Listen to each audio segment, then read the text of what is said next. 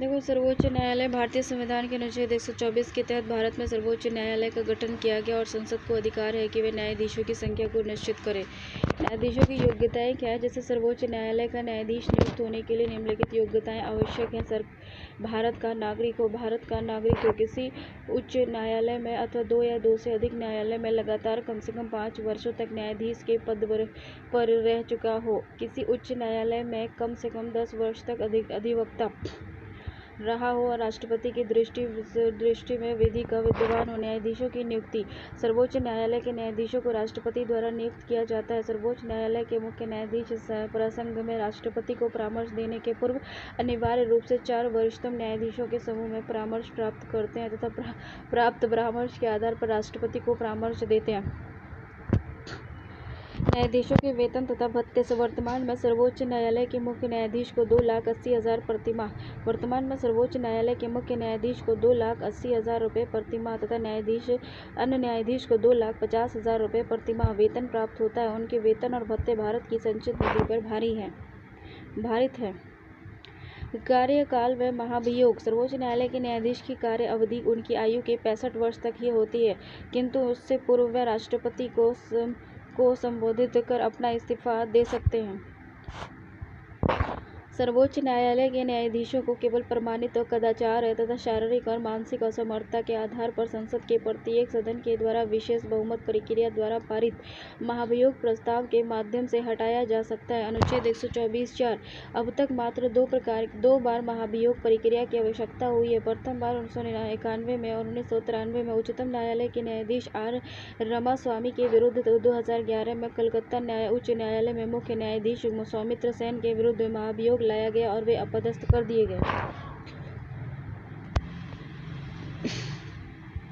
कार्य एवं क्षेत्राधिकार। प्रारंभिक क्षेत्राधिकार क्या था? भारतीय संविधान के अनुच्छेद 131 के अंतर्गत सर्वोच्च न्यायालय को संघ तथा राज्य और अन्य राज्य तथा राज्यों के बीच विवादों का हल निकालने का प्रारंभिक क्षेत्राधिकार था। इस क्षेत्राधिकार के तहत सर्वोच्च न्यायालय उसी विवाद को निर्णय के लिए स्वीकार करेंगे जिसमें किसी तथ्य या विधि का प्रश्न शामिल हो। अपीलीय क्षेत्राधिकार क्या है? सर्वोच्च न्यायालय देश का सर्वोच्च अपीलीय न्यायालय है। संविधान के अनुच्छेद 132 के तहत उच्च न्यायालय के अंतिम आदेश और निर्णय के विरुद्ध सर्वोच्च न्यायालय में अपील की जा सकती है, बशर्ते कि कोई मामला संविधान की व्याख्या या कानून की व्याख्या से जुड़ा हो। परामर्शदात्री क्षेत्राधिकार। परामर्शदात्री क्षेत्राधिकार हुए संविधान के अनुच्छेद 143 के तहत राष्ट्रपति सर्वोच्च न्यायालय से सार्वजनिक महत्व के किसी मामले पर सुझाव मांग सकता है। सर्वोच्च न्यायालय आवश्यकता अनुसार सुझाव भी दे सकते हैं, इनकार भी कर सकते हैं। न्यायिक पुनरावलोकन हो गया। उच्चतम न्यायालय को संसद और विधानमंडलों द्वारा पारित किसी अधिनियम तथा कार्यपालिका द्वारा दिए गए किसी आदेश को वैधानिकता का पुनर्विलोकन करने का अधिकार है। मौलिक अधिकारों का संरक्षक। भारतीय संविधान अनुच्छेद 32 के तहत सर्वोच्च न्यायालय भारतीय नागरिकों के मौलिक अधिकारों का संरक्षक है।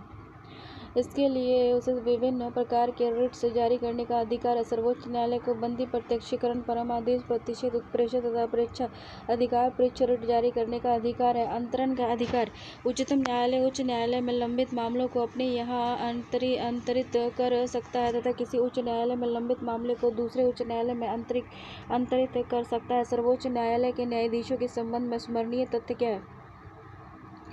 सर्वोच्च न्यायालय का प्रथम मुख्य न्यायाधीश हीरा लाल जे कानिया है। सर्वोच्च न्यायालय के प्रथम मुख्य न्यायाधीश हीरा लाल जे कानिया थे। सर्वोच्च न्यायालय की प्रथम महिला मुख्य न्यायाधीश मीरा साहिब फातिमा बीबी थी। जनहित याचिका की शुरुआत करने वाले मुख्यमंत्री नानी पालकीवाला। जनहित याचिका PIL की शुरुआत करने वाले मुख्य न्यायमूर्ति कौन थे? नानी पालकीवाला। सर्वोच्च न्यायालय के विशिष्ट के संदर्भ में तथ्य। भारत में संघीय न्यायालय फेडरल कोर्ट की स्थापना 1 अक्टूबर 1937 को भारत सरकार अधिनियम 1935 के तहत की गई थी। इसके प्रमुख मुख्य न्यायाधीश सर मैरिस ग्वेयर थे। भारत के 11वें मुख्य न्यायाधीश एम हिदायतुल्लाह ने 20 जुलाई 1959 से अगस्त 1959 तक भारत के कार्यवाहक राष्ट्रपति का पदभार ग्रहण किया था। वे अब तक के एकमात्र ऐसे मुख्य न्यायाधीश हैं जिन्होंने कार्यवाहक राष्ट्रपति के रूप में काम किया था। भारत के मुख्य न्यायाधीश के पद पर सबसे लंबी अवधि तक 7 वर्ष 4 माह 20 दिन कार्य करने वाले न्यायाधीश न्यायमूर्ति VIB यशवंत विष्णु चंद्र चूड़ हैं। दूसरा स्थान भुवनेश्वर प्रसाद सिन्हा का है, जिन्होंने लगभग 4 वर्ष 4 माह तथा मुख्य न्यायाधीश के पद पर कार्य किया था। भारत के मुख्य न्यायाधीश के रूप में सबसे कम समय तक मात्र 18 दिन कार्य करने वाले न्यायाधीश न्यायमूर्ति KN सिंह हैं। दूसरे स्थान पर न्यायमूर्ति एस राजेंद्र बाबू तथा तीसरे स्थान पर न्यायमूर्ति जी.बी. पटनायक 40 दिन तक रहे हैं। न्यायमूर्ति फातिमा बीवी उच्चतम न्यायालय की प्रथम महिला न्यायाधीश थीं। अब तक उच्चतम न्यायालय में नियुक्त होने वाली अन्य महिला न्यायाधीश न्यायमूर्ति सुजाता मनोहर, न्यायमूर्ति रूपमाला, न्यायमूर्ति ज्ञानसुधा मिश्रा और न्यायमूर्ति रंजन देसाई हैं। न्यायमूर्ति ज्ञानसुधा मिश्रा उच्चतम न्यायालय की चौथी महिला जज हैं। उन्हें अप्रैल 2010 में उच्चतम न्यायालय में नियुक्त किया गया था। इसके पूर्व वह पटना उच्च न्यायालय के मुख्य न्यायाधीश थी। 37वें मुख्य न्यायाधीश न्यायमूर्ति के.जी. बालकृष्णन भारत के प्रथम दलित मुख्य न्यायाधीश थे। 38वें मुख्य न्यायाधीश न्यायमूर्ति एस.एच. कपाड़िया स्वतंत्र भारत में जन्म लेने वाले भारत के प्रथम मुख्य न्यायाधीश थे। 17वीं मुख्य न्यायमूर्ति पी.एन. भागवती राव के में लोकहितवाद पब्लिक इंटरेस्ट लिटिगेशन के प्रणेता कहे जाते हैं। राष्ट्रपति द्वारा परामर्श के लिए भेजे गए मामले 1951 में रही दहलवी लॉ एक्ट, दिल्ली विधि अधिनियम के मामले को 1952 में, इन ऋषि कस्टम एक्ट के मामले को 1956 में, बेरूबाड़ी के मामले में 1958 में, री केरल एजुकेशन के विधेयक को 1965 में, केशव सिंह के मामले को 1974 में, री प्रेसिडेंशियल पोल के मामले में 1978 में, री स्पेशल कोर्ट के रेफरेंस के मामले में 1991 में, कावेरी जल विवाद अधिकरण के मामले को 1993 में, अयोध्या मंदिर के मामले को और 1998 में उच्चतम न्यायालय के न्यायाधीशों की नियुक्ति और स्थानांतरण के मामले को। 2001 का विशेष निर्देश है प्राकृतिक गैस से संबंधित मामला। 2002 का विशेष निर्देश गुजरात विधानसभा चुनाव का मामला। उच्च न्यायालय क्या हुआ कि भारत संविधान के अनुच्छेद 214 के अनुसार भारत के संविधान के अनुच्छेद 214 के अनुसार प्रत्येक राज्य के लिए एक उच्च न्यायालय होगा, लेकिन संसद विधि द्वारा 2 से अधिक राज्यों और किसी संघ राज्य क्षेत्र के लिए एक ही उच्च न्यायालय स्थापित कर सकता है। उच्च न्यायालय और राज्य न्यायपालिका के शीर्ष पर स्थित है, जो एक अभिलेख न्यायालय है। इसकी अवमानना पर किसी को दंडित किया जा सकता है। वर्तमान में 24 उच्च न्यायालय हैं, जो 35 राज्यों और संघ शासित प्रदेशों तक विस्तृत है। गठन हो गया। भारतीय संविधान के अनुच्छेद 216 के तहत प्रत्येक उच्च न्यायालय का गठन एक मुख्य न्यायाधीश तथा ऐसे अन्य न्यायाधीशों से मिलकर होता है, जो समय समय पर राष्ट्रपति द्वारा निर्धारित किए जाए। न्यायाधीशों की योग्यताएं। उच्च न्यायालय के न्यायाधीशों के लिए अनिवार्य योग्यताएं क्या है? वह भारत का नागरिक हो। उच्च न्यायालय के न्यायाधीशों के लिए अनिवार्य योग्यताएं क्या है? वह भारत का नागरिक हो। भारत के राज्य क्षेत्र में कम से कम 10 वर्ष तक न्यायाधीश के पद पर कार्य कर चुका हो। भारत के राज्य क्षेत्र में कम से कम 10 वर्ष तक न्यायाधीश के पद पर कार्य कर चुका हो। किसी उच्च न्यायालय का ऐसे 2 और अधिक न्यायालय का लगातार कम से कम 10 वर्ष तक अधिवक्ता रहा हो। न्यायाधीशों की नियुक्ति। उच्च न्यायालय के मुख्य न्यायाधीश की नियुक्ति भारत के मुख्य न्यायाधीश तथा उस राज्य के राज्यपाल से परामर्श लेकर भारत का राष्ट्रपति करता है। उच्च न्यायालय के अन्य न्यायाधीश की नियुक्ति राष्ट्रपति संबंधित राज्य के मुख्य न्यायाधीश की सलाह लेकर करता है। देखो, उच्च न्यायालय के न्यायाधीशों को राज्यपाल के समक्ष शपथ ग्रहण करना होता है। वेतन और भत्ते। देखो, उच्च न्यायालय वर्तमान में उच्च न्यायालय के मुख्य न्यायाधीश को 2,50,000 प्रतिमाह और अन्य न्यायाधीशों को 2,25,000 प्रतिमाह का वेतन मिलता है। कार्यकाल हो गया। उच्च न्यायालय के न्यायाधीश का अवकाश ग्रहण करने की अधिकतम आयु सीमा 65 वर्ष है। कार्य एवं क्षेत्राधिकार। देखो, राज्य उच्च न्यायालय के कार्य एवं अधिकार की सीमा राज्य तक होती है, किंतु संसद विधि द्वारा उसे राज्य की सीमा से भी जोड़ सकती है। किसी न्यायाधीश को उसके कार्यकाल से पूर्व कदाचार और अक्षमता के आधार पोषी रीति से हटाया जा सकता है, जिस प्रकार उच्चतम न्यायालय के न्यायाधीश को हटाया जाता है महाभियोग प्रक्रिया द्वारा। किंतु कोई भी न्यायाधीश राष्ट्रपति को संबोधित अपना त्यागपत्र समय से पूर्व भी सौंप सकता है। न्यायाधीशों पर प्रतिबंध। संविधान के अनुच्छेद 220 के 220 के अनुसार उच्च न्यायालय का कोई अस्थायी न्यायाधीश पद निवृत्ति के पश्चात उसी उच्च न्यायालय में या उच्च न्यायालय में किसी अधीनस्थ न्यायालय में वकालत नहीं कर सकता, किंतु वह अन्य उच्च न्यायालय और सर्वोच्च न्यायालय में वकालत कर सकता है। संविधान के अनुच्छेद 220 के अनुसार उच्च न्यायालय का कोई अस्थायी न्यायाधीश पदोन्नति के पश्चात उसी उच्च न्यायालय में या उसके अन्य उच्च न्यायालय में किसी भी अधीनस्थ न्यायालय में वकालत नहीं कर सकता, किंतु वह अन्य न्यायालय और सर्वोच्च न्यायालय में वकालत कर सकता है। भारत में उच्च न्यायालय कहाँ है? तो कितने उच्च न्यायालय हैं भारत में? 25 उच्च न्यायालय हैं। एक तो बम्बई में है, ठीक है ना, बम्बई में है। और इसका जो राज्य क्षेत्र है महाराष्ट्र है, दादर नगर हवेली। 1862 में इसकी स्थापना हुई थी बम्बई में। और मुंबई में इसका स्थान है और इसकी खंडपीठ जो है नागपुर, पणजी और औरंगाबाद में है। कलकत्ता है, इसका भी 1862 में हुआ था। पश्चिम बंगाल, अंडमान निकोबार द्वीप समूह। कोलकाता, पोर्ट ब्लेयर इसका खंडपीठ है। मद्रास हो गया, चेन्नई 1862 में। तमिलनाडु और पुदुचेरी। मद्रास, चेन्नई, मदुरई में इसका खंडपीठ है। इलाहाबाद उत्तर प्रदेश है, इसका खंडपीठ लखनऊ में भी है। ठीक है ना, लखनऊ में भी है इसका। 1866 में इसकी स्थापना हुई थी। पटना का कोई खंडपीठ नहीं है। पटना एकमात्र है जो 1916 में बना था, बिहार में और पटना में है। और इसमें 25 है टोटल। सबसे आखिरी में जो है तेलंगाना है, त्रिपुरा है, मेघालय, मणिपुर, नैनीताल, बिलासपुर, छत्तीसगढ़। के कहाँ है देख लेते हैं। एमपी का है, उसका खंडपीठ ग्वालियर और इंदौर में है। केरल का है, केरल में भी हो गया। केरल और केरल, लक्षद्वीप, एर्नाकुलम में। गुजरात का गुजरात में है। दिल्ली का दिल्ली में है। पंजाब हरियाणा का चंडीगढ़ में है। पंजाब हरियाणा चंडीगढ़ का चंडीगढ़ में है। हिमाचल प्रदेश का शिमला में है। सिक्किम का गैंगटॉक में है। रांची का रांची में है। बिलासपुर का बिलासपुर में है। नैनीताल का नैनीताल में है। मणिपुर का मणिपुर इम्फाल में है। मेघालय का शिलोंग में है खंडपीठ। ये मुख्यालय त्रिपुरा का अगरतला में है। तेलंगाना का हैदराबाद में है। आंध्र प्रदेश का अमरावती में है। तो कार्य एवं क्षेत्राधिकार राज्य उच्च न्यायालय के कार्य एवं अधिकार की सीमा राज्य तक होती है, किंतु संसद विधि द्वारा उसे दूसरे राज्य की सीमा से भी जोड़ सकती है। उच्च न्यायालय के कार्य क्या है? अपीलीय अधिकारी के, रिट अधिकारी के, अधीक्षण क्षेत्राधिकार है। न्यायिक पुनर्विलोकन शक्ति हो सकती है। संविधान के संरक्षक हो सकते हैं। अधीनस्थ न्यायालय हो गया। प्रत्येक राज्य में जिला स्तर पर अधीनस्थ न्यायालय होता है। अधीनस्थ न्यायालय उच्च न्यायालय नियंत्रण में कार्य करता है। अधीनस्थ न्यायालय 3 प्रकार के होते हैं। एक दीवानी न्यायालय होता है, एक फौजदारी न्यायालय होता है, एक राजस्व न्यायालय होता है। एक दीवानी न्यायालय होता है, एक फौजदारी न्यायालय होता है और एक राजस्व न्यायालय होता है। न्यायाधीशों की नियुक्ति कौन करता है? तो देखो, भारतीय संविधान के अनुच्छेद 233 के अनुसार ऐसा व्यक्ति जो कि राज्य या संघ की नियमित सेवा में नहीं है, लेकिन यदि वह कम से कम 7 वर्ष तक अधिवक्ता रहा है तथा उसकी नियुक्ति के लिए राज्य के उच्च न्यायालय में सिफारिश की है, तो उसे जिला न्यायाधीश के पद पर नियुक्त किया जा सकेगा। अनुच्छेद 233 1 के अनुसार जिला न्यायाधीशों की नियुक्ति, पद स्थापना और प्रोन्नति उस समय उस राज्य के राज्यपाल द्वारा की जाएगी। उस अपने इस अधिकार का प्रयोग करने से पूर्व वह उच्च न्यायालय से परामर्श करेगा। जिला न्यायालयों तथा उनके अधीनस्थ न्यायालयों पर उच्च न्यायालय का पूर्ण प्रशासनिक नियंत्रण होगा। संविधान का अनुच्छेद 237 राज्यपाल को ये अधिकार देता है कि वह अधीनस्थ न्यायालय संबंधी प्रावधान किसी भी श्रेणी के मजिस्ट्रेट पर लागू करें। लोक अदालत।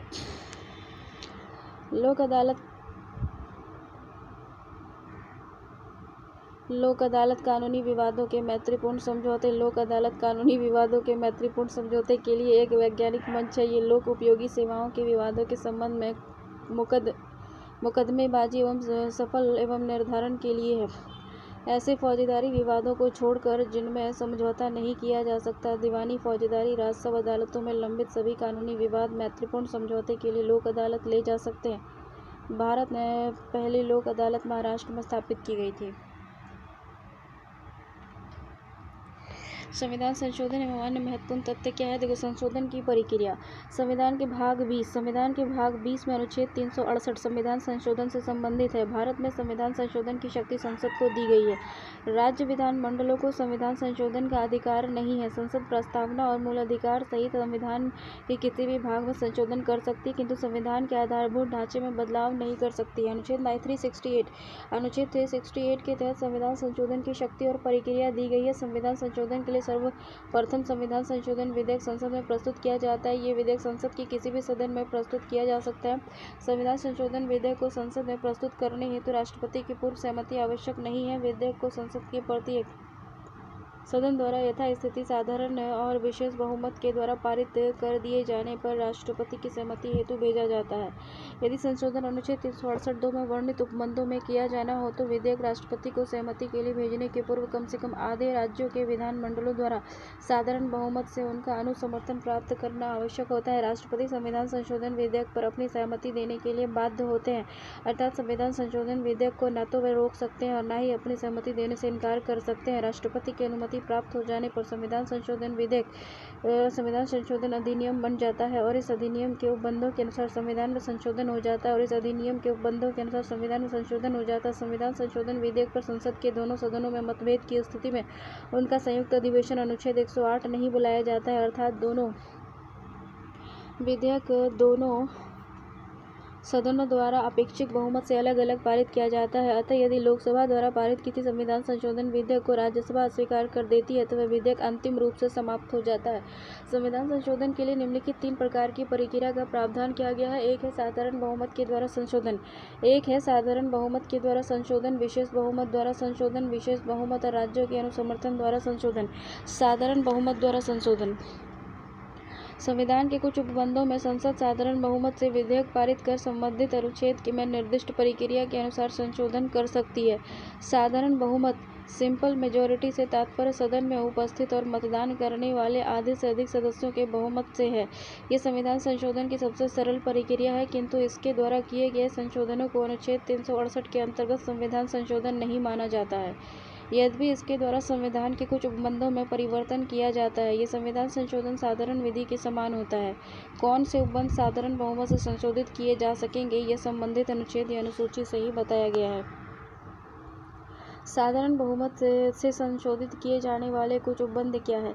संघ के नए राज्यों का प्रवेश अनुच्छेद 2, नए राज्य का निर्माण और वर्तमान राज्यों के क्षेत्र, नाम तथा सीमा में परिवर्तन अनुच्छेद 3 और नागरिकता उपबंधित प्रावधान अनुच्छेद 11। साधारण बहुमत से संशोधन किए जाने वाले कुछ उपबंध: संघ में नए राज्यों का प्रवेश अनुच्छेद 2, नए राज्यों का निर्माण, वर्तमान राज्य क्षेत्र का नाम, सीमा में परिवर्तन और नागरिकता से संबंधित प्रावधान। ये सब क्या है? साधारण बहुमत से अनुच्छेद 11। राज्य में विधान परिषद का सृजन उत्साधन अनुच्छेद 159। राज्य एवं क्षेत्रों के लिए विधानसभा और मंत्री परिषदों का सृजन अनुच्छेद 239 को राष्ट्रपति, उपराष्ट्रपति, न्यायाधीश आदि के वेतन भत्ते अनुच्छेद 2, पहली, 5वीं और 6वीं और 8वीं अनुसूची आदि में परिवर्तन। ये सब जो है साधारण बहुमत के द्वारा होता है। विशेष बहुमत के द्वारा संशोधन होता है। विशेष बहुमत द्वारा संविधान संशोधन की प्रक्रिया अनुच्छेद 368 में दी गई है। विशेष बहुमत स्पेशल मेजॉरिटी से तात्पर्य है कि सदन की कुल संख्या का बहुमत तथा उपस्थित मतदान करने वाले सदस्यों के 2/3 बहुमत। संविधान के ऐसे उपबंध जिन्हें साधारण बहुमत के द्वारा संशोधित नहीं किया जा सकता, उन्हें संशोधित करने के लिए आधे राज्यों का अनुसमर्थन आवश्यक है। इन दोनों को छोड़कर शेष सभी उपबंध संसद द्वारा विशेष बहुमत से संशोधित किए जाते हैं। इस प्रकार संविधान के सर्वाधिक संशोधन इसी प्रक्रिया द्वारा किए जाते हैं। वास्तव में जब तक कोई विशेष प्रावधान न हो, संविधान के लगभग सभी अनुच्छेद इस प्रक्रिया द्वारा संशोधित किए जा सकते हैं। अनुच्छेद 61 के अंतर्गत राष्ट्रपति पर लगाए गए महाभियोग के प्रस्ताव को स्पष्ट बहुमत अर्थात संसद के प्रत्येक सदन की कुल सदस्य संख्या से कम 2/3 बहुमत के द्वारा पारित होना चाहिए, जबकि संविधान संशोधन विधेयक को विशेष बहुमत अर्थात संसद के प्रत्येक सदन की कुल सदस्य संख्या का बहुमत और मतदान के समय उपस्थित सदस्यों का बहुमत आवश्यक होता है। विशेष बहुमत राज्यों के अनुसमर्थन के द्वारा संशोधन ये संविधान संशोधन की सबसे कठिन प्रक्रिया है। ये प्रक्रिया भी अनुच्छेद 368 में दी गई है। इस प्रक्रिया के अनुसार संविधान के लिए संसद के प्रत्येक सदन के विशेष बहुमत के साथ साथ कम से कम आधे राज्य के विधानमंडलों का अनुसमर्थन आवश्यक है।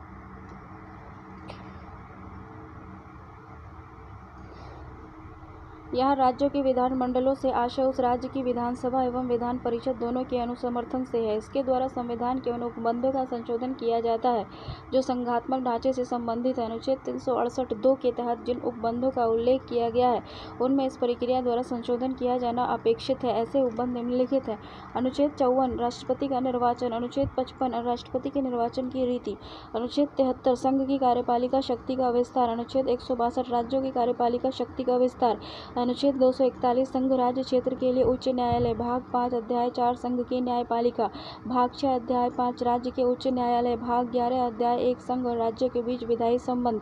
7वीं अनुसूची की किसी सूची में संशोधन। 7वीं अनुसूची की किसी सूची में संशोधन जैसे संघ सूची, राज्य सूची और समवर्ती सूची। संसद में राज्यों का प्रतिनिधित्व। अनुसूची 4 या स्वयं अनुच्छेद 368 संविधान संशोधन की प्रक्रिया में संशोधन राज्यों के विधानमंडल द्वारा संविधान विधेयक का अनुसमर्थन साधारण बहुमत से किया जाना आवश्यक है। आधारभूत ढांचे का सिद्धांत हो गया सर्वोच्च न्यायालय के केशवानंद भारती बनाम केरल राज्य के मामले में आधारभूत ढांचे के सिद्धांत का प्रतिपादन करते हुए बहुमत से ये निर्णय दिया गया है कि संसद संविधान में कोई ऐसा संशोधन नहीं कर सकती है जिससे कि उसका आधारभूत ढांचा नष्ट हो जाए। न्यायालय ने उदाहरण स्वरूप कुछ आधारभूत ढांचे का उल्लेख करते हुए कहा है कि प्रत्येक मामले में तथ्यों के आधार पर यह निर्धारित किया जाएगा कि संविधान का आधारभूत ढांचा क्या है। अतः संविधान के आधारभूत ढांचे को कठोरता और अंतिम रूप से परिभाषित नहीं किया जा सकता। सामान्यतः आधारभूत ढांचे से तात्पर्य संविधान के ऐसे उपबंध से है जो संविधान का मूल स्वरूप और भावना निर्मित करता है। विभिन्न मामलों में सर्वोच्च न्यायालय ने निम्नलिखित तत्वों को संविधान का आधारभूत ढांचा घोषित किया है। तो संविधान की सर्वोच्चता हो गया, गणतंत्रात्मक लोकतंत्रात्मक शासन प्रणाली हो गया, शक्तियों का पृथक्करण हो गया, संविधान का पथ निरपेक्ष स्वरूप हो गया, संघात्मक शासन प्रणाली हो गई, राष्ट्र की एकता और अखंडता हो गया, कल्याणकारी राज्य की स्थापना हो गई, व्यक्ति की स्वतंत्रता एवं गरिमा हो गया, विधि का शासन हो गया, स्वतंत्र और निष्पक्ष चुनाव पर आधारित लोकतंत्र हो गया, न्यायिक पुनरावलोकन की शक्ति हो गई, मौलिक अधिकार और नीति निश्चित तत्वों में सामंजस्य है, संसदीय शासन प्रणाली, संसद को संविधान संशोधन की सीमित शक्ति थी, संविधान को प्रस्तावना में निहित उद्देश्य थे, न्यायपालिका की स्वतंत्रता थी। अनुच्छेद 32, 136, 141 और 142 के अधीन उच्चतम न्यायालय की शक्ति थी। कुछ दशाओं में मूल अधिकार थे। अनुच्छेद 368 का संशोधन था। अनुच्छेद 368 में अब तक 3 बार संशोधन किया जा चुका है। 7वां संविधान संशोधन अधिनियम 1956, 24वां संविधान संशोधन अधिनियम 1971 और 42वां संविधान संशोधन अधिनियम 1976। 7वां संविधान संशोधन अधिनियम 1956, 7वां संविधान संशोधन अधिनियम 1956 इस अधिनियम के पारित होने के कारण आवश्यक हो गया था कि इसके द्वारा अनुच्छेद 368(2) में शब्द प्रथम अनुसूची के भाग को और भाग को में निर्दिष्ट विलुप्त कर दिए गए थे।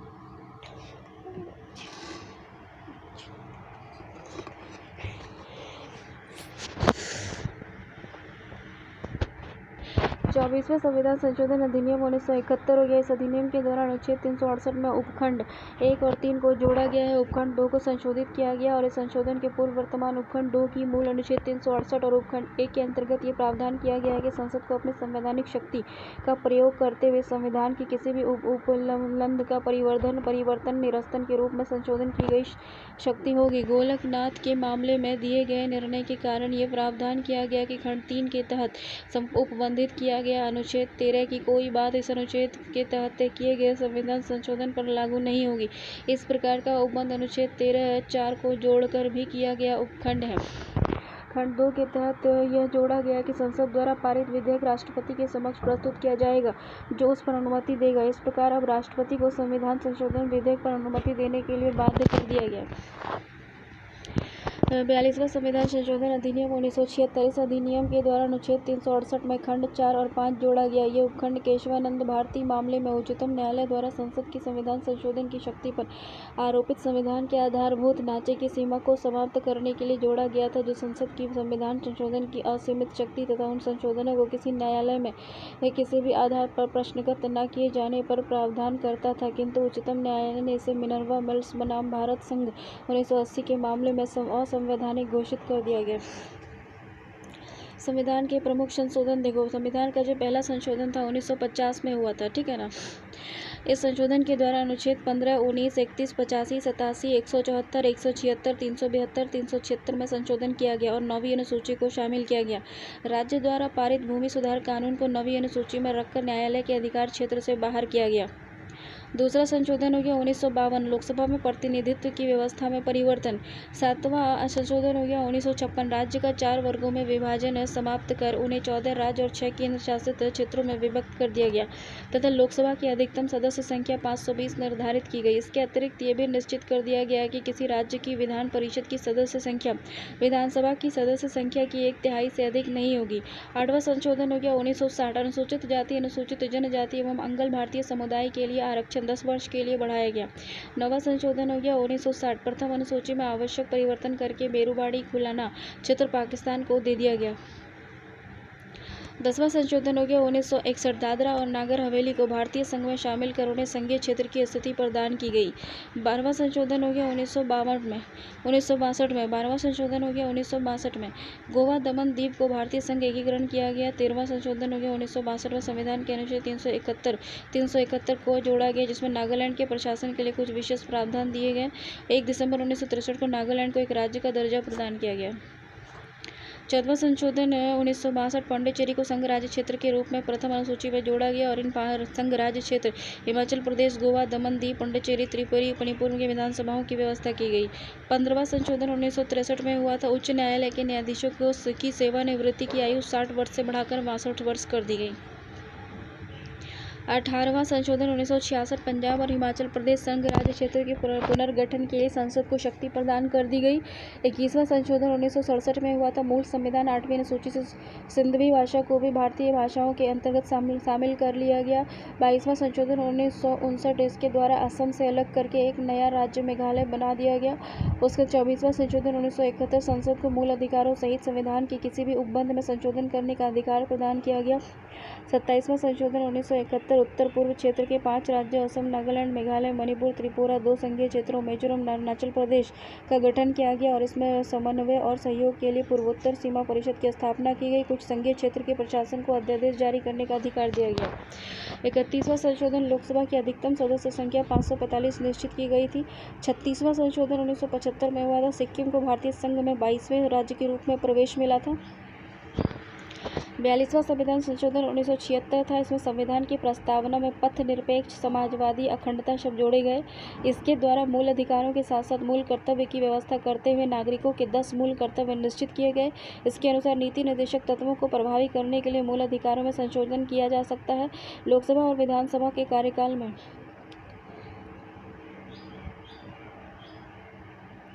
1 वर्ष की वृद्धि की गई। निर्देशक तत्वों में कुछ नवीन तत्व जोड़े गए। इसके द्वारा शिक्षा, नापतोल, वन, जंगली जानवर तथा पक्षियों की रक्षा के विषय और राज्य सूची से निकालकर संवर्ती सूची में रखे गए। ये व्यवस्था की गई कि अनुच्छेद 352 के अंतर्गत आपातकाल संपूर्ण देश में लागू किया जा सकता है या देश के किसी भी कुछ भागों में भी। संसद द्वारा किए गए संविधान संशोधन को न्यायालय में चुनौती देने से वर्जित कर दिया गया। 44वां संविधान संशोधन 1978 हुआ था। विधि के प्राधिकार के बिना किसी व्यक्ति को उसकी संपत्ति से वंचित नहीं किया जा सकता। 44वां संविधान संशोधन 1978 विधि के प्राधिकार के बिना किसी भी व्यक्ति को उसकी संपत्ति से वंचित नहीं किया जाएगा। आपातकाल अब आंतरिक अशांति के आधार पर नहीं बल्कि सशस्त्र विद्रोह के आधार पर ही लगाया जा सकेगा। इसके अतिरिक्त संपत्ति के अधिकार को मूल अधिकार सूची से हटाकर कानूनी अधिकार में डाल दिया गया। 52वां संविधान संशोधन जो हुआ था 1985 में संविधान के अनुच्छेद 102 और 191 में संशोधन कर संविधान में दल बदल विरोधी संबंधी प्रावधान को 10वीं अनुसूची के अंतर्गत रखा गया था। 53वां संशोधन 1986 में हुआ था। इस संविधान क्षेत्र मिजोरम को पूर्ण राज्य का दर्जा प्रदान किया गया और 55वां संविधान संशोधन 1986 अरुणाचल प्रदेश को पूर्ण राज्य का दर्जा प्रदान किया गया। 56वां संशोधन 1987 इसमें गोवा को पूर्ण राज्य का दर्जा दिया गया और दमन और दीव को नया संघीय क्षेत्र बनाने की व्यवस्था की गई।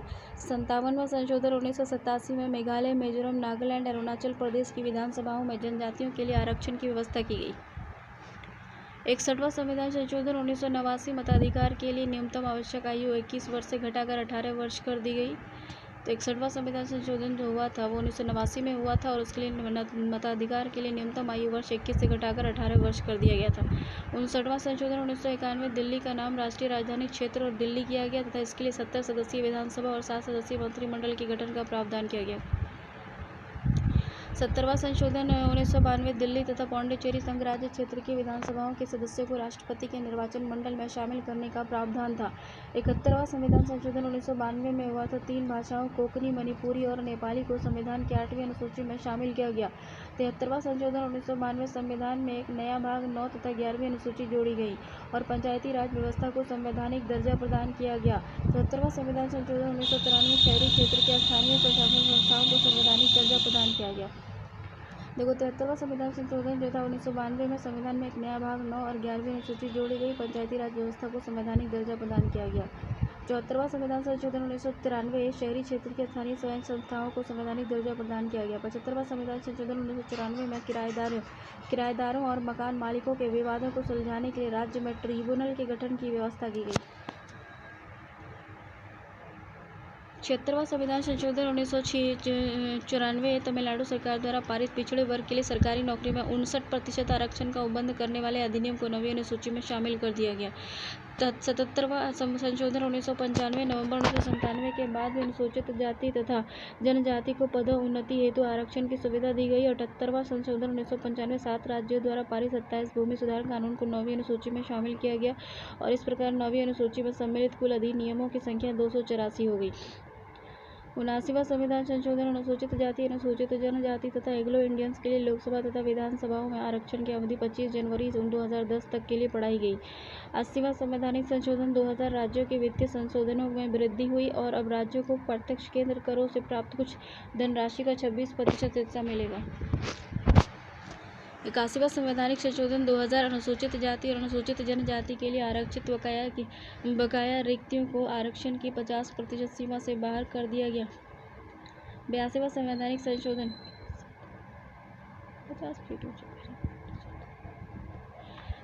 संवैधानिक संशोधन 2000 राज्यों को सरकारी नौकरी में आरक्षित रिक्त स्थानों की भर्ती हेतु प्रोन्नति के मामले में अनुसूचित जाति एवं जनजाति के अभ्यर्थी के लिए न्यूनतम प्राप्त अंकों में छूट प्रदान करने की अनुमति है। 83वां संवैधानिक संशोधन संविधान के अनुच्छेद 243A में संशोधन कर व्यवस्था की गई है कि अनुसूचित जाति से पूरी तरह आबाद अरुणाचल प्रदेश की पंचायतें।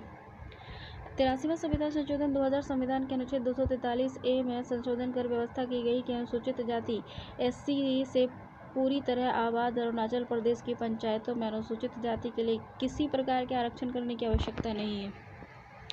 तो अरुणाचल प्रदेश में खाली जो है ना शेड्यूल्ड ट्राइब्स लोग रहता है, उसकी आबादी बहुत ज़्यादा है, जिसके लिए वहाँ पर उन लोगों के आरक्षण की व्यवस्था करने की आवश्यकता नहीं है। 84वां संवैधानिक संशोधन 2001 लोकसभा और विधानसभा की सीटों की संख्या 2026 तक कोई परिवर्तन नहीं किया जाएगा। लोकसभा और विधानसभा की सीटों की संख्या में 2026 तक कोई परिवर्तन नहीं किया जाएगा। 85वां संवैधानिक संशोधन 2001 सरकारी नौकरी में अनुसूचित जाति अनुसूचित जनजाति के कर्मचारियों को पदोन्नति में आरक्षण की सुविधा। 86वां संवैधानिक संशोधन 2002 6 से 14 वर्ष तक की आयु के बच्चों के लिए निःशुल्क और अनिवार्य शिक्षा देने का प्रावधान था। 87वां संवैधानिक संशोधन 2003 भारतीय संविधान के अनुच्छेद 82 में संशोधन किया गया है और तदनुसार निर्वाचन क्षेत्रों का परिसीमन 2001 की जनगणना पर आधारित होगा। तुम्हारे को माना नहीं किसका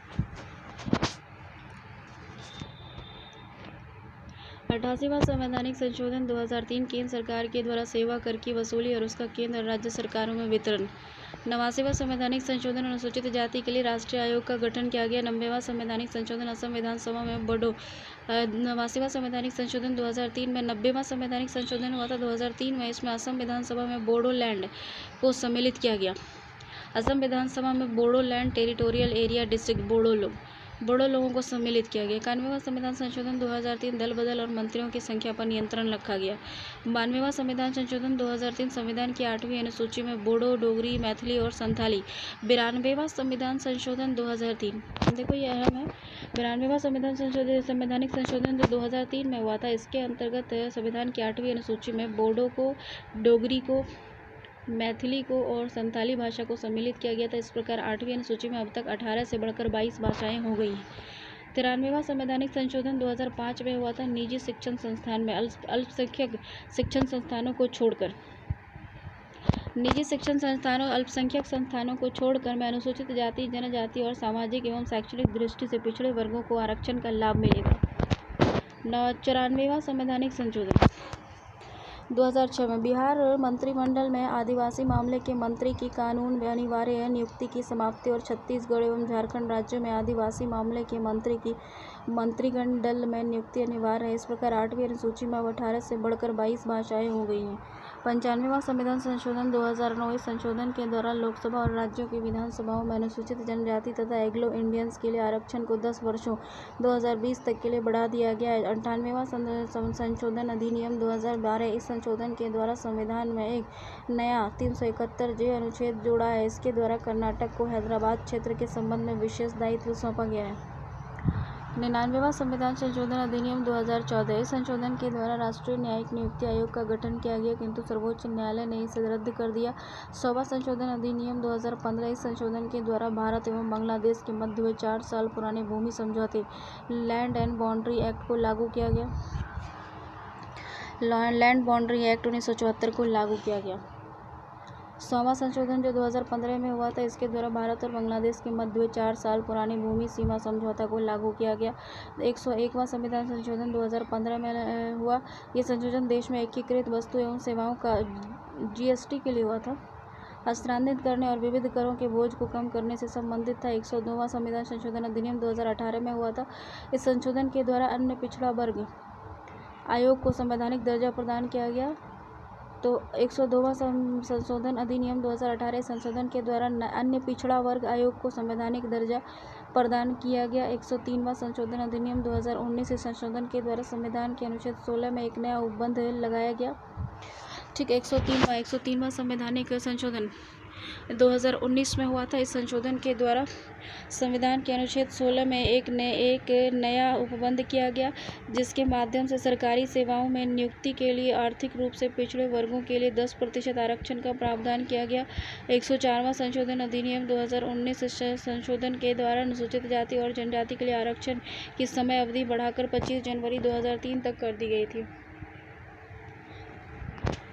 राष्ट्रीय प्रतीक हो गया, जैसे राष्ट्रीय ध्वज, नेशनल फ्लैग्स हो गया। भारत के राष्ट्रीय ध्वज को 22 जुलाई 1947 को संविधान सभा द्वारा अंगीकृत किया गया। राष्ट्रीय ध्वज प्रतीक हो गया राष्ट्रीय ध्वज, नेशनल फ्लैग। भारत के राष्ट्रीय ध्वज को 22 जुलाई 1947 को संविधान सभा द्वारा अंगीकृत किया गया था। 22 जुलाई 1947 को संविधान सभा के द्वारा अंगीकृत किया गया था। इसकी लंबाई और चौड़ाई का अनुपात 3:2 है और इसके ऊपर से नीचे क्रमशः केसरिया, इसके ऊपर से नीचे यानी सबसे ऊपर केसरिया रंग है, उसके बीच में सफ़ेद है और नीचे जो है हरा है। रंगों की 3 पेटियां होती है। सफ़ेद पट्टी के बीच में 24 तीलियों वाला एक नीला चक्र है। 15 मार्च 2017 को भारत पाकिस्तान के अंतर्राष्ट्रीय सीमा अट्टारी पर देश का सबसे ऊंचा तिरंगा झंडा 350 फुट लहराया गया। 5 मार्च 2017 को भारत पाकिस्तान की अंतर्राष्ट्रीय सीमा अट्टारी बॉर्डर पर देश का सबसे ऊंचा तिरंगा झंडा 350 फुट लहराया गया। राष्ट्रीय चिन्ह हो गया एम्बलम। राष्ट्रीय चिन्ह क्या? भारत का राष्ट्रीय चिन्ह सारनाथ के अशोक स्तंभ से लिया गया है। मूल स्तंभ में शीर्ष पर 4 सिंह हैं जो एक दूसरे की ओर पीठ किए हुए हैं। ये सिंह साहस व निर्भीकता का प्रतीक है। पट्टी के मध्य में चक्र है। चक्र में 24 तीलियां हैं जो 24 घंटे का प्रतीक है। भारत सरकार ने अशोक स्तंभ को राष्ट्रीय चिन्ह के रूप में 26 जनवरी 1950 को अपनाया था। चक्र के दाईं ओर एक सांड कृषि प्रधान अर्थव्यवस्था का प्रतीक है। चक्र के दाईं ओर एक सांड है, ठीक है, जो कृषि प्रधान अर्थव्यवस्था का प्रतीक है। और चक्र के बाईं ओर एक घोड़ा है जो अदम्य शक्ति और परिश्रम और गतिशीलता का प्रतीक है। और फलक के नीचे मुंडको उपनिषद का सूत्र वाक्य सत्यमेव जयते देवनागरी लिपि में अंकित है। इसका अर्थ है कि सत्य ही की ही विजय होती है। सत्यमेव जयते का मतलब होता है देवनागरी लिपि में, जिसका अर्थ होता है कि सत्य की ही जीत होती है। राष्ट्रगान हो गया रविंद्रनाथ टैगोर द्वारा मूलतः बांग्ला भाषा में रचित संगीतबद्ध जन गण मन के हिंदी संस्करण को संविधान सभा ने भारत के राष्ट्रगान के रूप में 24 जनवरी 1950 को अपनाया था। यह सर्वप्रथम 27 दिसंबर 1911 को भारतीय राष्ट्रीय कांग्रेस के 26वें अधिवेशन कलकत्ता में गाया गया था।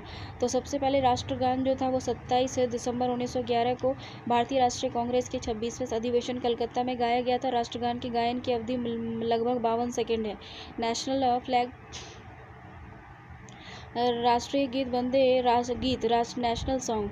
राष्ट्रगीत जो है वो वंदे मातरम की रचना बंकिम चंद्र चटर्जी ने संस्कृत में की थी, जो स्वतंत्रता संग्राम में जनगण का प्रेरणा स्रोत था। इसे जनगण मन के समान दर्जा प्राप्त है। इसे पहली बार सन 1896 में भारतीय राष्ट्रीय कांग्रेस के 12वें अधिवेशन कलकत्ता में गाया गया था। राष्ट्रीय पंचांग नेशनल कैलेंडर ग्रिगोरियन कैलेंडर के साथ साथ देश भर के लिए शक संवत पर आधारित एक रूप राष्ट्रीय पंचांग भी है, जिसका पहला महीना चैत्र है। शक संबत में है ये। चैत्र है और सामान्य वर्ष 365 दिन का होता है। पंचांग 22 मार्च 1957 को सरकारी उद्देश्य के लिए अपनाया गया था। राष्ट्रीय पंचांग और ग्रेगोरियन कैलेंडर की तारीखों में अस्थायी सदृशता है। चैत्र पहला दिन और सामान्यतः 22 मार्च को और आधि वर्ष 21 मार्च को पड़ता है। नेशनल एनिमल, राष्ट्रीय पशु बाघ, पैंथेरा टाइग्रिस भारत का राष्ट्रीय पशु है, जिसे अपनी शालीनता, दृढ़ता और फुर्तीली और अपार शक्ति के लिए राष्ट्रीय पशु कहलाने का गौरव हासिल है।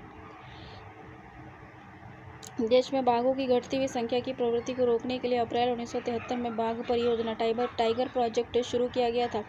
इसके अंतर्गत देश में अनेक बाघ अभयारण्य स्थापित किए गए थे। राष्ट्रीय पक्षी भारतीय मयूर, पेवो क्रिस्टेसस भारत का राष्ट्रीय पक्षी है। हंस के आकार के इस रंग बिरंगे पक्षी की गर्दन लंबी और आंख के नीचे सफ़ेद निशान और सिर पर पंखे के आकार की एक कलगी होती है। मयूर भारतीय उपमहाद्वीप में सिंधु नदी के दक्षिण और पूर्व से लेकर जम्मू कश्मीर, असम, पूर्व मिजोरम दक्षिण तक पूरे भारतीय प्रायद्वीप में व्यापक रूप से पाया जाता है। भारतीय वन एवं वन्य प्राणी सुरक्षा अधिनियम 1972 के अंतर्गत भारतीय वन और वन्य प्राणी सुरक्षा अधिनियम 1972 के अंतर्गत मयूर को पूर्ण संरक्षण प्राप्त है। राष्ट्रीय पुष्प नेशनल फ्लावर जो है वो कमल है। भारत का राष्ट्रीय पुष्प है कमल। ये एक पवित्र पुष्प है तथा भारतीय कला और पौराणिक साहित्य में इसका बहुत महत्वपूर्ण स्थान है। हरियाणा, जम्मू कश्मीर और कर्नाटक का भी राजकीय पुष्प कमल है। हरियाणा का, जम्मू कश्मीर का और कर्नाटक का भी राजकीय पुष्प कमल है। राष्ट्रीय वृक्ष बरगद वृक्ष को भारत के राष्ट्रीय वृक्ष के रूप में अपनाया गया है, फाइकस बिंगेलियनेसिस, जिसकी शाखाएं बड़े क्षेत्र में जड़ों की तरह प्रत्यारोपित हो जाती हैं। वे जड़ें पुनः नई टहनियों और डालियों को जन्म देती हैं। अपनी इसी विशेषता के कारण इसे अमर माना जाता है। नेशनल फ्रूट क्या है? आम, मैंगिनीफेरा इंडिका उष्णकटिबंधीय देशों का सर्वाधिक महत्वपूर्ण फल है। इसकी खेती व्यापक पैमाने पर की जाती है। भारत में आम अनादिकाल से प्रचलित है। अलेक्जेंडर एवं चीनी यात्री ह्वेनसांग ने भी इसका स्वाद चखा और इस फल को सराहा। मुगल बादशाह अकबर ने दरभंगा, बिहार में 10,000 आम के पेड़ लगवाए। मुगल बादशाह अकबर ने दरभंगा, बिहार में 10,000 आम के पेड़ लगवाए। मुगल बादशाह अकबर ने दरभंगा, बिहार में 10,000 आम के पेड़ लगवाए, जिसे लखी बाग के रूप में जाना जाता है। राष्ट्रीय नदी नेशनल रिवर गंगा नदी भारत की सबसे लंबी नदी है, जो पहाड़ों, नदी घाटों और मैदानों में 2525 किलोमीटर की दूरी तय करती है। इसका उद्भव हिमालय में गंगोत्री हिमनद से होता है, जहाँ उसे भागीरथी के नाम से जाना जाता है। गंगा का समतल मैदान विश्व के सबसे उपजाऊ मैदान में से एक है, जिसका विस्तार लगभग 1 लाख वर्ग किलोमीटर क्षेत्र में है। राष्ट्रीय जलीय जीव गंगा डॉल्फिन विलुप्त प्राय जीव गंगा डॉल्फिन को 5 अक्टूबर 2009 को राष्ट्रीय जलीय जीव घोषित किया गया। ये भारत में गहन संकटग्रस्त प्रजाति तहत वन्यजीव संरक्षण अधिनियम 1972 की अनुसूची 1 में शामिल है और प्रतिवर्ष 5 अक्टूबर को डॉल्फिन दिवस मनाया जाता है।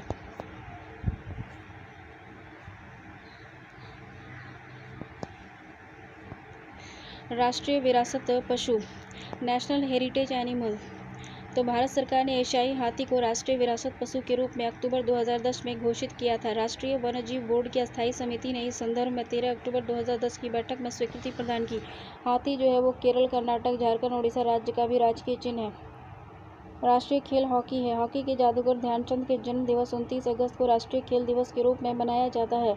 29 अगस्त को सन 1925 में ग्वालियर में भारतीय हॉकी फेडरेशन बनाया गया तथा 1928 में भारतीय अंतर्राष्ट्रीय हॉकी फेडरेशन का पहला गैर यूरोपीय सदस्य था। राष्ट्रीय मृदा प्रतीक चिन्ह भारतीय रुपये को 15 जुलाई 2010 को डॉलर, यूरो, पाउंड और येन की तरह नया प्रतीक दिया गया है। रुपये का नया प्रतीक देवनागरी लिपि के र और रोमन लिपि के आर को मिलाकर बनाया गया है। राज्यों का पुनर्गठन का इतिहास 1950 के बाद निर्मित नए राज्य। आंध्र प्रदेश राज्य पुनर्गठन अधिनियम 1956 के द्वारा हैदराबाद राज्य के तेलुगु भाषी क्षेत्र को आंध्र राज्य में मिलाकर एक बृहत आंध्र प्रदेश राज्य की स्थापना की गई थी। गुजरात और महाराष्ट्र बम्बई पुनर्गठन अधिनियम 1960 के द्वारा बम्बई राज्य को 2 राज्य में महाराष्ट्र और गुजरात में बांट दिया गया था। बम्बई पुनर्गठन हुआ था। गुजरात और महाराष्ट्र बम्बई पुनर्गठन अधिनियम 1960 के द्वारा बम्बई राज्य को महाराष्ट्र और गुजरात में बांट दिया गया था। केरल राज्य पुनर्गठन अधिनियम 1956 द्वारा निर्मित इसे त्रावणकोर और कोचीन क्षेत्र सम्मिलित था। कर्नाटक राज्य पुनर्गठन अधिनियम 1956 के द्वारा मैसूर रियासत से बना वर्ष 1973 में कर्नाटक नाम से पुनः नामकरण हुआ। कर्नाटक जो है ये मैसूर रियासत थी टीपू सुल्तान की, ठीक है ना। इसका नाम 1973 में कर्नाटक के नाम से पुनः नामकरण हुआ। तो कर्नाटक राज्य पुनर्गठन 1956 के द्वारा मैसूर रियासत से बना। वर्ष 1973 में कर्नाटक नाम से पुनः नामकरण हुआ इसका। नागालैंड राज्य अधिनियम 1962 के द्वारा असम राज्य से अलग कर बनाया गया है। हरियाणा पंजाब पुनर्गठन अधिनियम 1966 द्वारा पंजाब राज्य से अलग करके एक नया राज्य हरियाणा बनाया गया। ये भारतीय संघ का 17वां राज्य बना। हिमाचल प्रदेश राज्य अधिनियम 1970 द्वारा हिमाचल प्रदेश को केंद्र शासित राज्य का दर्जा दिया गया। ये भारतीय संघ का 18वां राज्य बना। मेघालय 22वें संविधान संशोधन 1959 के द्वारा पहले असम राज्य के अंदर ही उप राज्य बनाया गया और वर्ष 1971 के उत्तर पूर्वी क्षेत्र पुनर्गठन अधिनियम 1971 के द्वारा इसे एक पूर्ण राज्य का दर्जा दिया गया। मणिपुर त्रिपुरा उत्तर पूर्वी क्षेत्र पुनर्गठन अधिनियम 1971 द्वारा इन दोनों को ही केंद्र शासित प्रदेशों को मणिपुर 19वां और त्रिपुरा 20वें राज्य का दर्जा दिया गया। सिक्किम 35वें संविधान संशोधन अधिनियम 1974 के द्वारा पहले से इसे सहायक एसोसिएट स्टेट का दर्जा दिया गया। बाद में 36वें संशोधन अधिनियम 1975 द्वारा इसे पूर्ण राज्य का दर्जा दे दिया गया। मिजोरम राज्य अधिनियम 1986 द्वारा इसे पूर्ण राज्य का दर्जा मिला। ये निर्माण 1986 में एक समझौते के आधार पर हुआ जिस पर भारत सरकार और मिजो नेशनल फ्रंट ने हस्ताक्षर किए थे।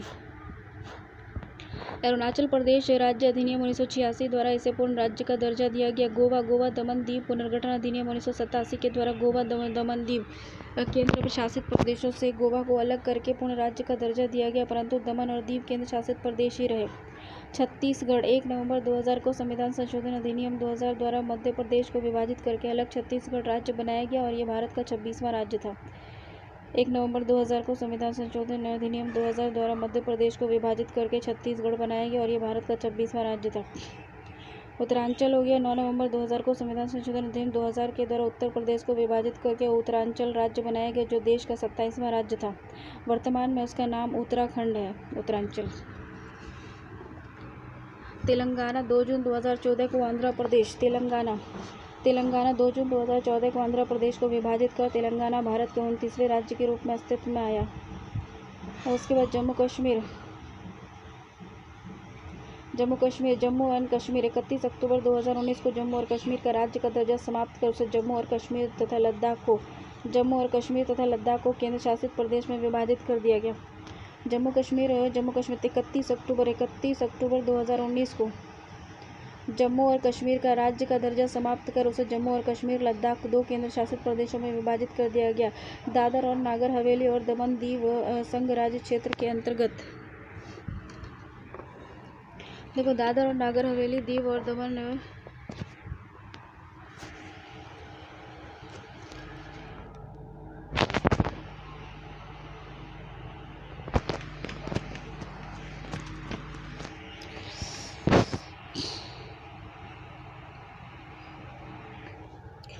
देखो इसमें जो है ना दमन दीप कहता है। दादर और नागर हवेली और दमन और दीव संघ राज्य क्षेत्र के विलयन और विधेयक 2019 के द्वारा दादर नागर हवेली और दमन दीव का विलय कर दिया गया है और 26 जनवरी 2020 में अस्तित्व में आ गया है। दादर और नागर हवेली और दमन दीव संघ राज्य क्षेत्र के विलयन विधेयक 2019 के द्वारा दादर एवं नागर हवेली और दमन और दीव का विलय कर दिया गया और 26 जनवरी 2020 को अस्तित्व में आया। राज्य के विशेष दर्जे। संविधान में गरीब और पिछड़े राज्यों को विकास के समान अवसर प्रदान करने के लिए विशेष राज्य का दर्जा दिए जाने का प्रावधान किया गया है। देखो इसमें कहता है कि राज्यों को विशेष दर्जा। संविधान में गरीब और पिछड़े राज्यों को विकास के समान अवसर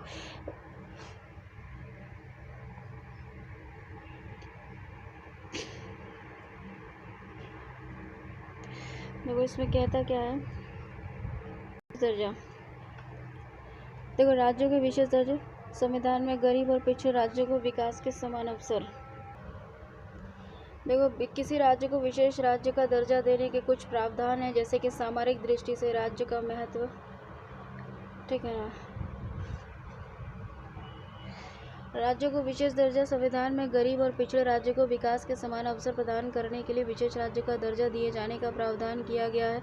राज्यों को विशेष राज्य का दर्जा मिलने के पश्चात उसे केंद्र की तरफ से विशेष वित्तीय सहायता दी जाती है।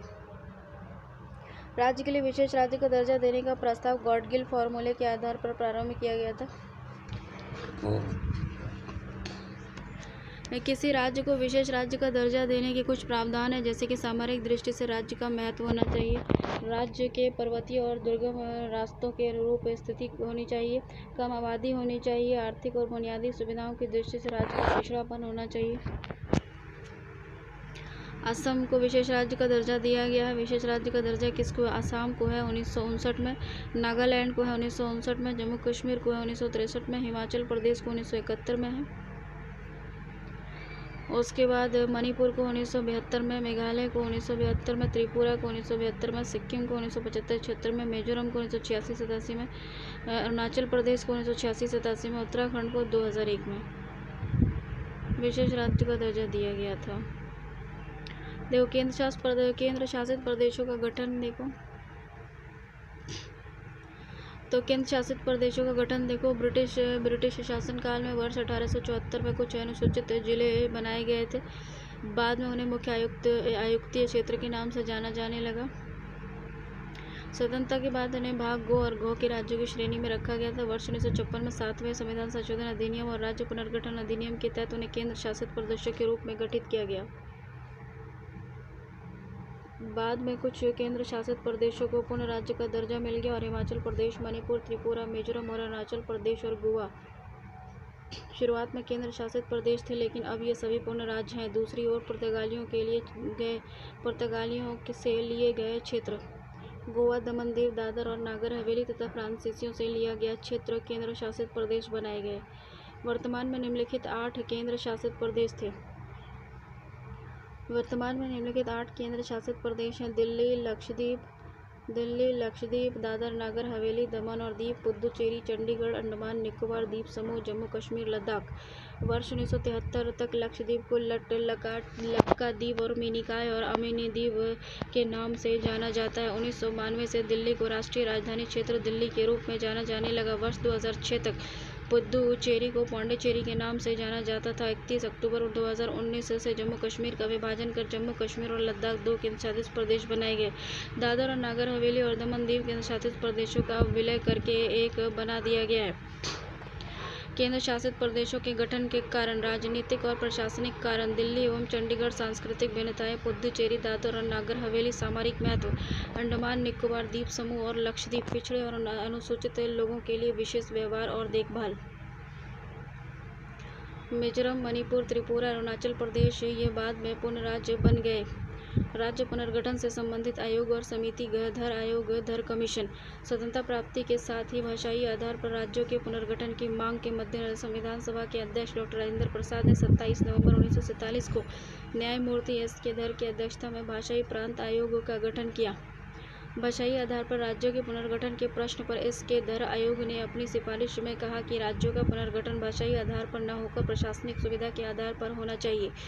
जेवीपी समिति ने क्या कहा था कि दर आयोग की सिफारिशों के पश्चात भाषाई पुनर्गठन आंदोलन अधिक तीव्र हो गया, जिसके समाधान के लिए कांग्रेस ने जेवीपी समिति का गठन दिसंबर 1948 में किया। इसमें जवाहरलाल नेहरू, वल्लभ भाई पटेल, पट्टाभी सिद्धारमैया सम्मिलित थे। इस समिति ने अपनी सिफारिश में भाषाई आधार पर राज्यों के पुनर्गठन को तत्कालीन समय में व्यवहारिक बताया। जेवीपी समिति ने अपनी सिफारिश अप्रैल 1949 में सरकार के समक्ष पेश की। भाषाई राज्य पुनर्गठन आंदोलन के दौरान ही 56 दिनों की भूख हड़ताल के बाद पोट्टी श्रीरामुलु का निधन हो गया, जिसके बाद अक्टूबर 1953 में भारत सरकार को मजबूर होकर भाषाई आधार पर राज्य का गठन करना पड़ा और मद्रास से तेलुगु भाषी क्षेत्र को अलग करके एक नए राज्य आंध्र प्रदेश का गठन किया गया। इसके पश्चात मद्रास प्रांत के बचे हुए क्षेत्र को तमिल भाषी राज्य के रूप में रखा गया। सन 1959 में इसका नाम तमिलनाडु कर दिया गया।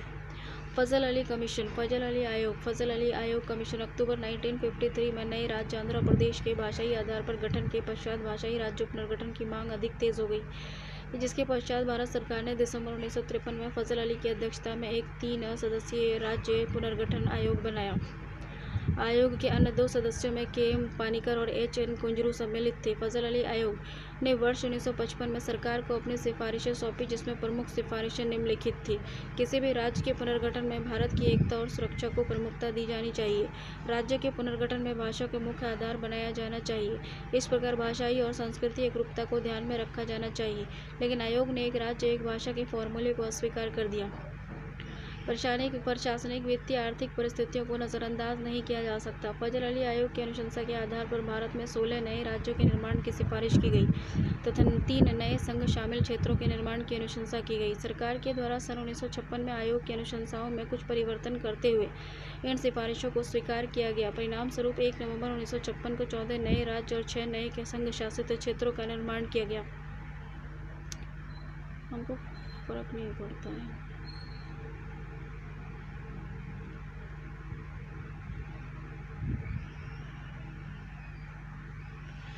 6 नए संघ शासित क्षेत्रों का निर्माण किया गया।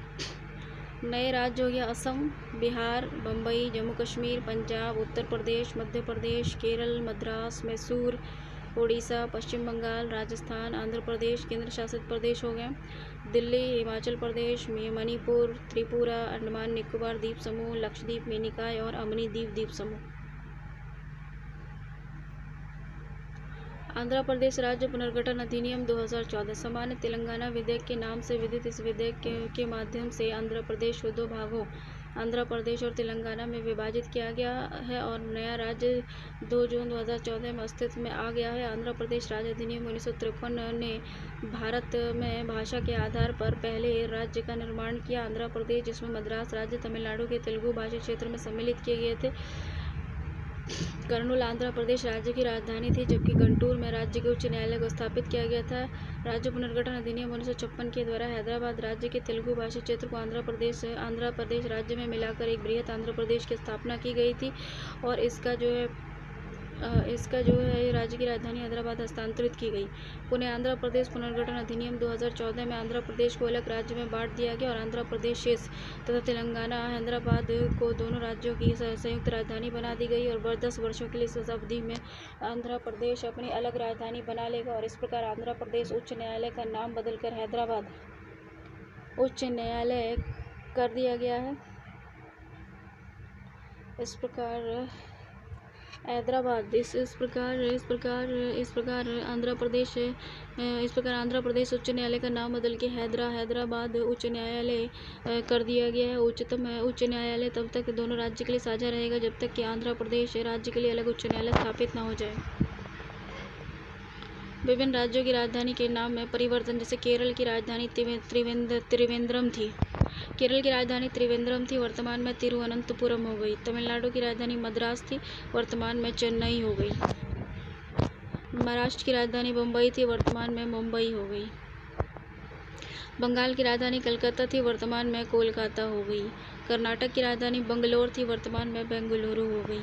संघ और इस क्षेत्र से संबंधित अनुच्छेद क्या है देखो।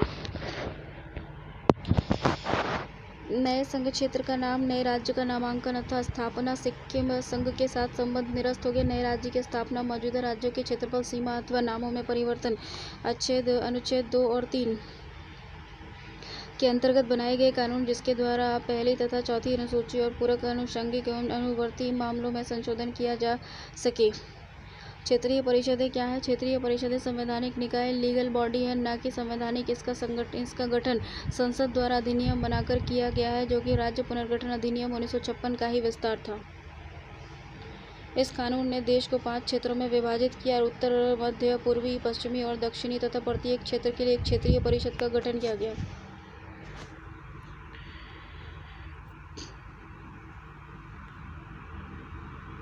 जब ऐसे क्षेत्र बनाए जाते हैं तो कई चीज़ों को ध्यान में रखा जाता है, जिनमें सम्मिलित है देश का प्राकृतिक विभाजन, नदी तंत्र, संचार के साधन, सांस्कृतिक और भाषाई संबंध, आर्थिक विकास की आवश्यकता, सुरक्षा और कानून व्यवस्था। इसके अतिरिक्त निम्न व्यक्ति क्षेत्रीय परिषद में सलाहकार बैठक के बिना मताधिकार के रूप में संबंधित हो सकते हैं। योजना आयोग द्वारा मनोनीत व्यक्ति, वर्तमान में नीति आयोग क्षेत्र में स्थित प्रत्येक राज्य सरकार के मुख्य सचिव, क्षेत्र के प्रत्येक राज्य के विकास आयुक्त, केंद्र सरकार का गृह मंत्री, पांचों क्षेत्रीय परिषदों का अध्ययन होता है। प्रत्येक मुख्यमंत्री क्रमानुसार 1 वर्ष के समय के लिए परिषद के उपाध्यक्ष के रूप में कार्य कर सकता है। क्षेत्रीय परिषदों का उद्देश्य राज्य और केंद्र शासित प्रदेशों और केंद्र के बीच सहभागिता और समन्वय को बढ़ावा देता है। ये आर्थिक और सामाजिक योजना, भाषाई अल्पसंख्यक सीमा विवाद, अंतर्राष्ट्रीय परिवहन जैसे संबंधित विषयों पर विचार विमर्श और संस्तुति करती है और ये केवल चर्चात्मक और परामर्शदात्री निकाय है। क्षेत्रीय परिषद के उद्देश्य अथवा कार्य: देश का भावुकतापूर्ण एकीकरण प्राप्त करना, तीक्ष्ण राज्य भावना, क्षेत्रवाद, भाषाई और विशेषतावाद के विकास को रोकने में सहायता करना, विभाजन के बाद के प्रभावों को दूर करना ताकि पुनर्गठन, एकीकरण और आर्थिक विकास की प्रक्रिया एक साथ चल सके। केंद्र तथा राज्यों को सामाजिक और आर्थिक विषयों पर एक दूसरे की सहायता करने तथा एक समान नीतियों के विकास के लिए विचारों और अनुभवों के आदान प्रदान में सक्षम बनाना है। मुख्य विकास योजना सकल तथा तीव्र क्रियान्वयन के लिए एक दूसरे की सहायता करना, देश के अलग अलग क्षेत्रों के मध्य राजनीतिक सामंजस्य सुनिश्चित करना। पूर्वोत्तर परिषद नॉर्थ ईस्ट काउंसिल क्या है? किसने उपयुक्त क्षेत्रीय परिषदों के अतिरिक्त एक पूर्वोत्तर परिषद का गठन एक अलग संसदीय अधिनियम पूर्वोत्तर परिषद अधिनियम 1971 द्वारा किया गया। ठीक है ना। इसके सदस्यों में असम, मणिपुर, मिजोरम, अरुणाचल प्रदेश, नागालैंड, मेघालय, त्रिपुरा, सिक्किम सम्मिलित है। इस कार्य के लिए अतिरिक्त कार्य सहित वही है जो क्षेत्रीय परिषद की है। ये एक एकीकृत मानवीय क्षेत्रीय योजना बनाती है जिसे साझे महत्व के विषय सम्मिलित है। इस समय एक सदस्य राज्य द्वारा क्षेत्र में सुरक्षा, सार्वजनिक व्यवस्था, रखरखाव के लिए उठाए गए कदम की समीक्षा करनी होती है। तो क्षेत्रीय परिषद अगर देखा जाए तो उत्तरी क्षेत्रीय परिषद में नई दिल्ली है। ठीक है, नई दिल्ली है। उसका जम्मू कश्मीर, हिमाचल, हरियाणा, पंजाब, राजस्थान, दिल्ली, चंडीगढ़, लद्दाख आता है सब। दक्षिणी केंद्रीय क्षेत्रीय परिषद के अंदर कौन कौन आता है? इलाहाबाद इसका मुख्यालय,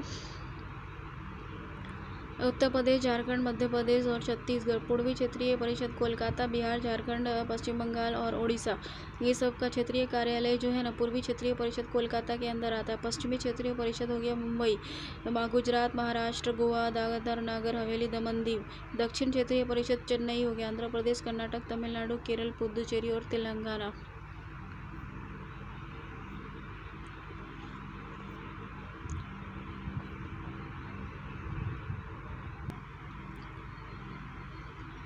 भारत के संवैधानिक संस्थाएं, ठीक है ना।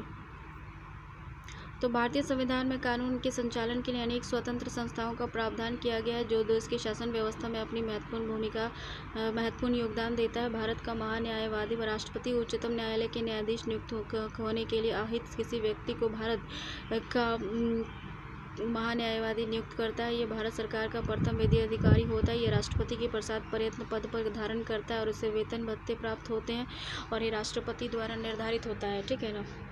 भारत का महान्यायवादी संसद और मंत्रिमंडल का सदस्य नहीं होता है, लेकिन वह किसी भी सदन और समिति में बोल सकता है, परंतु उसे मत देने का अधिकार नहीं होता है। उसने अपने कर्तव्य के पालन में भारत के राज्य क्षेत्र में सभी न्यायालय में सुनवाई का अधिकार प्राप्त है।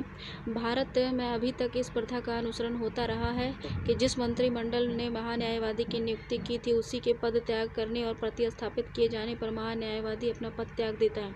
महान्यायवादी आर्टिकल 76(1) के अनुसार भारत का राष्ट्रपति उच्चतम न्यायालय का न्यायाधीश नियुक्त होने के योग्य किसी व्यक्ति को भारत का महान्यायवादी नियुक्त करेगा। भारत के महान्यायवादी के पद को संविधान में विशेष स्थान दिया गया है। ये भारत का सर्वप्रथम विधिक अधिकारी होता है और इसे भारत के सभी न्यायालय में प्रथम सुनवाई का अधिकार प्राप्त है। इस रूप में निम्न कर्तव्यों का निर्वहन करता है।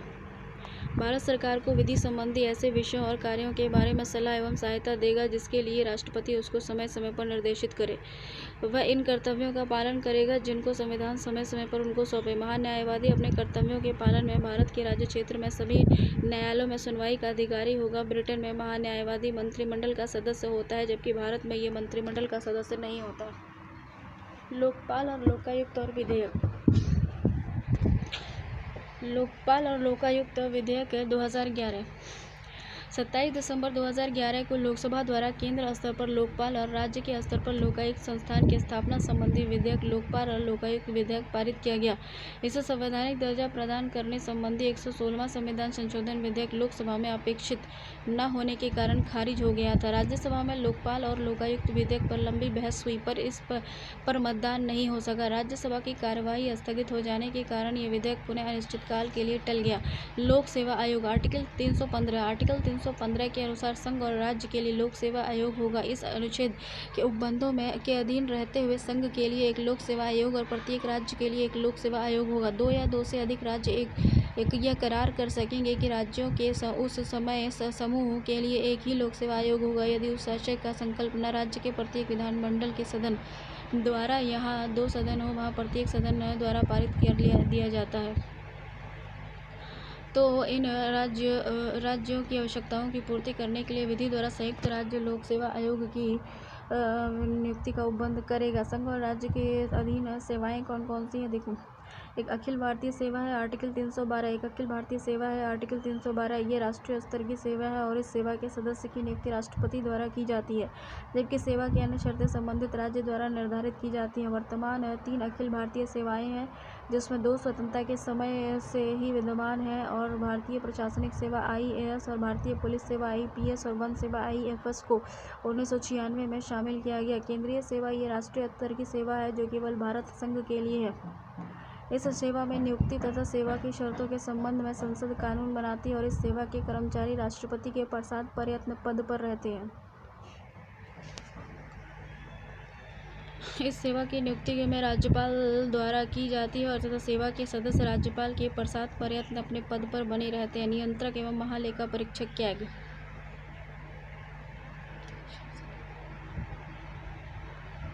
नियंत्रक एवं महालेखा परीक्षक क्या है? भारतीय संविधान के अनुच्छेद 148 के अंतर्गत नियंत्रक एवं महालेखा परीक्षक पद का प्रावधान किया गया है, जो देश की समस्त वित्तीय प्रणाली का लेखा परीक्षण करता है। नियंत्रक एवं महालेखा परीक्षक की नियुक्ति प्रधानमंत्री की सलाह पर राष्ट्रपति द्वारा की जाती है। इसकी पदावधि पद ग्रहण करने की तिथि से 6 वर्ष तक होती है, किंतु यदि उससे पूर्व 65 वर्ष की आयु प्राप्त कर लेता है तो वह अवकाश ग्रहण कर लेता है। यह किसी भी समय राष्ट्रपति को अपना त्यागपत्र सौंप सकता है, किंतु सदाचार और असमर्थता के आधार पर उसे संसद के दोनों सदनों द्वारा पारित प्रस्ताव के माध्यम से पदच्युत भी किया जा सकता है। भारतीय संविधान के प्रावधानों के तहत अपनी सेवानिवृत्ति के बाद वह भारत सरकार या राज्य सरकार के अधीन किसी लाभ के पद को धारण नहीं कर सकता।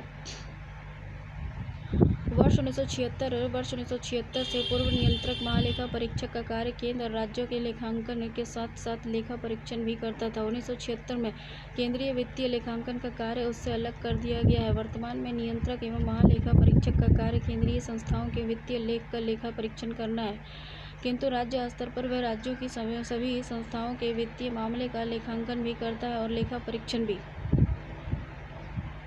संविधान के अनुच्छेद 151 के अंतर्गत कैग अपनी रिपोर्ट केंद्र के संबंध में राष्ट्रपति को और राज्य के संदर्भ में राज्यपाल को सौंपता है।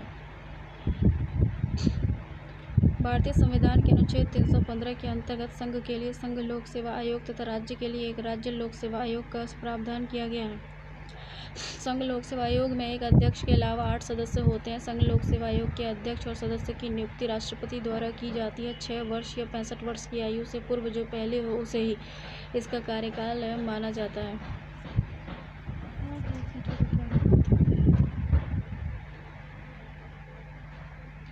किंतु दुराचार और कदाचार के आधार पर उन्हें पदच्युत किया जा सकता है। कार्य एवं क्षेत्राधिकार संघ लोक सेवा आयोग श्रमिकों की नियुक्ति के लिए परीक्षाएं आयोजित करता है। वह स्थानांतरण पदोन्नति के संदर्भ में अपना योगदान देता है। संघ की सेवा के दौरान घायल हो जाने के कारण पेंशन देने संबंधी मामलों से जुड़े कई कार्य करते हैं। वे राष्ट्रपति द्वारा सौंपे गए दायित्वों को भी पूरा करते हैं। वित्त आयोग भारतीय संविधान के अनुच्छेद 280 में वित्त आयोग का प्रावधान किया गया है। इसका गठन एक अध्यक्ष तथा 4 सदस्यों से मिलकर होता है। राष्ट्रपति द्वारा वित्त आयोग के अध्यक्ष और सदस्यों की नियुक्ति 5 वर्ष के लिए होती है। वित्त आयोग के अध्यक्ष और सदस्य के लिए योग्यताओं का निर्धारण संसद द्वारा किया जाता है। वित्त आयोग का अध्यक्ष ऐसा व्यक्ति हो सकता है जिसे सार्वजनिक क्षेत्र का अनुभव प्राप्त हो। वित्त आयोग के सदस्य के लिए आवश्यक है कि वह उच्च न्यायालय के न्यायाधीश होने की योग्यता रखता हो तथा ऐसा व्यक्ति जिसे वित्तीय विषय और वित्तीय लेखा और प्रशासन का व्यापक ज्ञान और अनुभव हो। कार्य एवं क्षेत्राधिकार हो गया। भारतीय संविधान के अनुच्छेद 281 के अनुसार वित्त आयोग के निम्नलिखित कार्यों और दायित्वों के संदर्भ में अपनी सिफारिशें देनी होती है। केंद्र और राज्य के मध्य करों के शुद्ध आगमन के वितरण के संबंध में तथा राज्यों के मध्य शुद्ध आगामों और तत्संधि भाग के आवंटन के संबंध में भारत की संचित निधि में से राज्यों के राजस्व में सहायता अनुदान को व्यवस्थित करने वाले सिद्धांतों के संबंध में सुदृढ़ वित्त के हित में राष्ट्रपति द्वारा आयोग को निर्दिष्ट किए गए किसी अन्य विषय के संबंध में निर्वाचन आयोग संविधान के अनुच्छेद 324 में निर्वाचन का निरीक्षण। संविधान के अनुच्छेद 324 में निर्वाचनों का निरीक्षण, निर्देशन और नियंत्रण करने के लिए निर्वाचन आयोग का उल्लेख किया गया है। इसका प्रमुख दायित्व राष्ट्रपति, उपराष्ट्रपति, संसद और राज्य विधानमंडल के सदस्यों का निर्वाचन संपन्न कराना है। हमारे देश में राष्ट्रीय एकता और संघीय एकरूपता की दृष्टि से संविधान ने निर्वाचन के आयोजन का संपूर्ण दायित्व निर्वाचन आयोग को दिया है। निर्वाचन आयोग में मुख्य निर्वाचन आयुक्त तथा ऐसे अन्य निर्वाचन आयुक्त होंगे जिन्हें राष्ट्रपति समय समय पर नियुक्त करेंगे। राष्ट्रपति मुख्य निर्वाचन आयुक्त तथा अन्य निर्वाचन आयुक्तों को नियुक्ति करते समय संसद द्वारा पारित कानून का ध्यान रखेंगे। जब इस प्रकार कोई अन्य आयुक्त नियुक्त किया गया हो तब मुख्य निर्वाचन आयुक्त आयोग के अध्यक्ष की भांति कार्य करता है। लोकसभा, विधानसभा और विधान परिषद के निर्वाचन से पहले राष्ट्रपति निर्वाचन आयोग से परामर्श के आधार पर आयोग की सहायता के लिए उतने ही प्रादेशिक आयुक्तों की नियुक्ति कर सकता है जितने वे आवश्यक समझे। निर्वाचन आयुक्त और प्रादेशिक आयुक्तों का कार्यकाल और सेवा शर्त राष्ट्रपति द्वारा निर्धारित करा जाता है। निर्वाचन आयोग के अनुरोध तथा विधान परिषद के निर्वाचन से पहले राष्ट्रपति निर्वाचन आयोग प्रादेशिक आयुक्त को निर्वाचन संबंधी कर्तव्यों को पूरा करने के लिए आवश्यकता अनुसार कर्मचारी उपलब्ध कराता है। पदावधि और कार्यकाल। देखो, पहले निर्वाचन आयोग के सदस्य को एक निश्चित अवधि के लिए नियुक्त किया जाता था। उसके पूरा होते ही सदस्य का कार्यकाल स्वतः समाप्त हो जाता था, किंतु वर्तमान में मुख्य निर्वाचन आयुक्त और अन्य निर्वाचन आयुक्तों का कार्यकाल 6 वर्ष या 65 वर्ष की आयु से भी पहले हो तब तक होगा। मुख्य निर्वाचन आयुक्त यदि चाहे तो अपने कार्यकाल से पूर्व भी अपने पद से त्यागपत्र दे सकता है। महाभियोग। निर्वाचन आयोग को कार्यपालिका के नियंत्रण से पूर्णतः मुक्त रखा गया है। यद्यपि राष्ट्रपति मुख्य निर्वाचन आयुक्त की नियुक्ति करता है किंतु वह उन्हें स्वेच्छा से पद से हटा नहीं सकता। मुख्य निर्वाचन आयुक्त को अनुच्छेद 324(5) के अनुसार केवल उसी प्रकार और उन्हीं आधारों पर पदच्युत किया जा सकता है जिस आधार पर कदाचार, असमर्थता उच्च न्यायालय के न्यायाधीश को पदच्युति की अवधि को महाभियोग नाम दिया जाता है। महाभियोग के लिए प्रक्रिया यह है कि संसद को दोनों सदनों को अलग अलग अपने कुल सदस्यों की संख्या के बहुमत से उपस्थित मतदान में भाग लेने वाले सदस्यों के 2/3 बहुमत से प्रस्ताव पारित करना होगा। संसद द्वारा ये प्रस्ताव राष्ट्रपति को भेजा जाएगा जिसके बाद राष्ट्रपति मुख्य निर्वाचन आयुक्त को पदच्युत का आदेश जारी करेगा और महाभियोग का ये प्रस्ताव एक ही सत्र में स्वीकार होना चाहिए। अन्य निर्वाचन आयुक्त और प्रादेशिक आयुक्त को राष्ट्रपति मुख्य निर्वाचन आयुक्त की सिफारिश पर पद से हटा सकता है। वेतन, भत्ते और सेवा। संसद द्वारा बनाए गए कानून के अंतर्गत निर्वाचन आयुक्त की सेवा की शर्तें राष्ट्रपति नियम द्वारा निर्धारित करती है। अक्टूबर 1993 में मुख्य निर्वाचन आयुक्त और अन्य निर्वाचन आयुक्तों को उच्च न्यायालय के न्यायाधीश के बराबर वेतन और भत्ते प्राप्त होंगे। अन्य निर्वाचन आयुक्तों की नियुक्ति के बाद उनके कार्यकाल, वेतन और अन्य सेवा शर्तों में उनके हितों के विरुद्ध कोई परिवर्तन नहीं किया जा सकेगा। चुनाव आयोग। अब बहुसदस्यीय 3 सदस्यीय निर्वाचन आयोग के संबंध में लंबे समय से विवाद चला आ रहा था कि निर्वाचन आयोग 1 सदस्यीय होना चाहिए, बहुसदस्यीय होना चाहिए। 1989 में लगभग 3 महीने के समय को छोड़कर 1992 तक निर्वाचन आयोग सदैव 1 सदस्यीय ही रहा है, लेकिन अक्टूबर 1993 को केंद्र सरकार की सिफारिश स्वीकार करके राष्ट्रपति ने एक अध्यादेश जारी कर निर्वाचन आयोग को 3 सदस्यीय आयोग बना दिया। इस अध्यादेश के आधार पर जी.वी.जी. कृष्णमूर्ति और M.S. गिल को निर्वाचन आयोग का सदस्य बनाया गया। इस अध्यादेश की विशेष बात यह थी कि निर्वाचन आयुक्त 2 सदस्यों को श्री T.N. शेषन के समान ही अधिकार एवं स्थिति प्रदान की गई है। कहा गया है कि सदस्यों के बीच मतभेद की स्थिति में 3 सदस्यीय आयोग बहुमत से निर्णय लेना और बहुमत का निर्णय ही मान्य होगा। दिसंबर 1993 में संसद ने विधेयक पारित कर बहुसदस्यीय निर्वाचन आयोग को कानूनी स्वरूप दे दिया है। भारतीय संविधान के अनुच्छेद 324 के तहत राष्ट्रपति, उपराष्ट्रपति, लोकसभा तथा विधानसभा हेतु स्वतंत्र निष्पक्ष चुनाव प्रक्रिया की व्यवस्था के लिए निर्वाचन आयोग का प्रावधान किया गया है। राष्ट्रपति द्वारा मुख्य चुनाव आयुक्त और 2 अन्य चुनाव आयुक्तों की नियुक्ति की जाती है। मुख्य चुनाव आयुक्त और अन्य चुनाव आयुक्तों का वेतन भारत की संचित निधि से दिया जाता है। मुख्य चुनाव आयुक्त और अन्य चुनाव आयुक्तों का कार्यकाल और उनके पद संभालने की तिथि से लेकर 6 वर्ष और 65 वर्ष की आयु पूरी होने तक है, जो पहले हो जाए। मुख्य निर्वाचन आयुक्त के अन्य निर्वाचन आयुक्तों को कार्यकाल से पूर्व कदाचार के आधार पर संसद के दोनों सदनों द्वारा पारित विशेष बहुमत के प्रस्ताव से हटाया जा सकता है। कार्य एवं क्षेत्राधिकार। देखो, भारत में निर्वाचन आयोग को राष्ट्रपति और उपराष्ट्रपति, लोकसभा और विधानसभा के लिए निष्पक्ष निर्वाचन संचालन के लिए निम्नलिखित प्रकार संचालित करना पड़ता है। चुनाव क्षेत्र का सीमांकन करना, जो प्रत्येक 10 वर्ष पश्चात होने वाली जनगणना के अनुसार संभव होता है। राष्ट्रीय एवं क्षेत्रीय राजनीतिक दलों को मान्यता प्रदान करता है। राजनीतिक दलों को विशेष चुनाव चिन्ह प्रदान करता है। देखो, चुनाव में सुधार हुआ था। भारत में चुनाव सुधार से संबंधित समिति बनी थी, तारकुंडे समिति बनी थी। BM तारकुंडे ने बनाया था, अध्यक्ष थे उसके 1974 में। मतदान की आयु 18 वर्ष हो गई थी। श्यामलाल शकधर समिति, 1981। मतदान का परिचय पत्र हो। दिनेश गोस्वामी समिति, दिनेश गोस्वामी, 1989। EVM का प्रयोग आरक्षण के लिए चक्रानुसार पद्धति हो। संथानम समिति के संथानम, 1983। न्यूनतम शैक्षणिक योग्यता अनिवार्य हो। EVM का प्रयोग आरक्षण के लिए चक्रानुसार पद्धति हो। मतदान का परिचय पत्र हो। मतदान का जो परिचय पत्र हो, ID कार्ड हो। मतदाता का एक ID कार्ड हो। 1981 में तो बन गया। 1974 में मतदान की आयु 18 वर्ष तो है, वह तो अभी है ही। संथानम समिति ने क्या कहा था? न्यूनतम शैक्षणिक योग्यता अनिवार्य हो।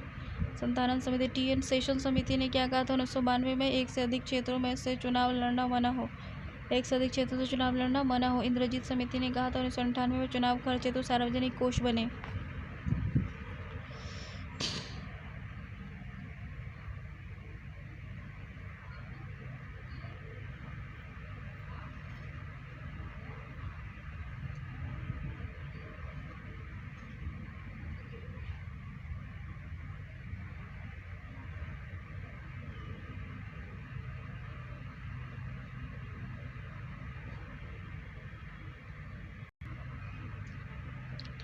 देखो, इसमें क्या ऐसा है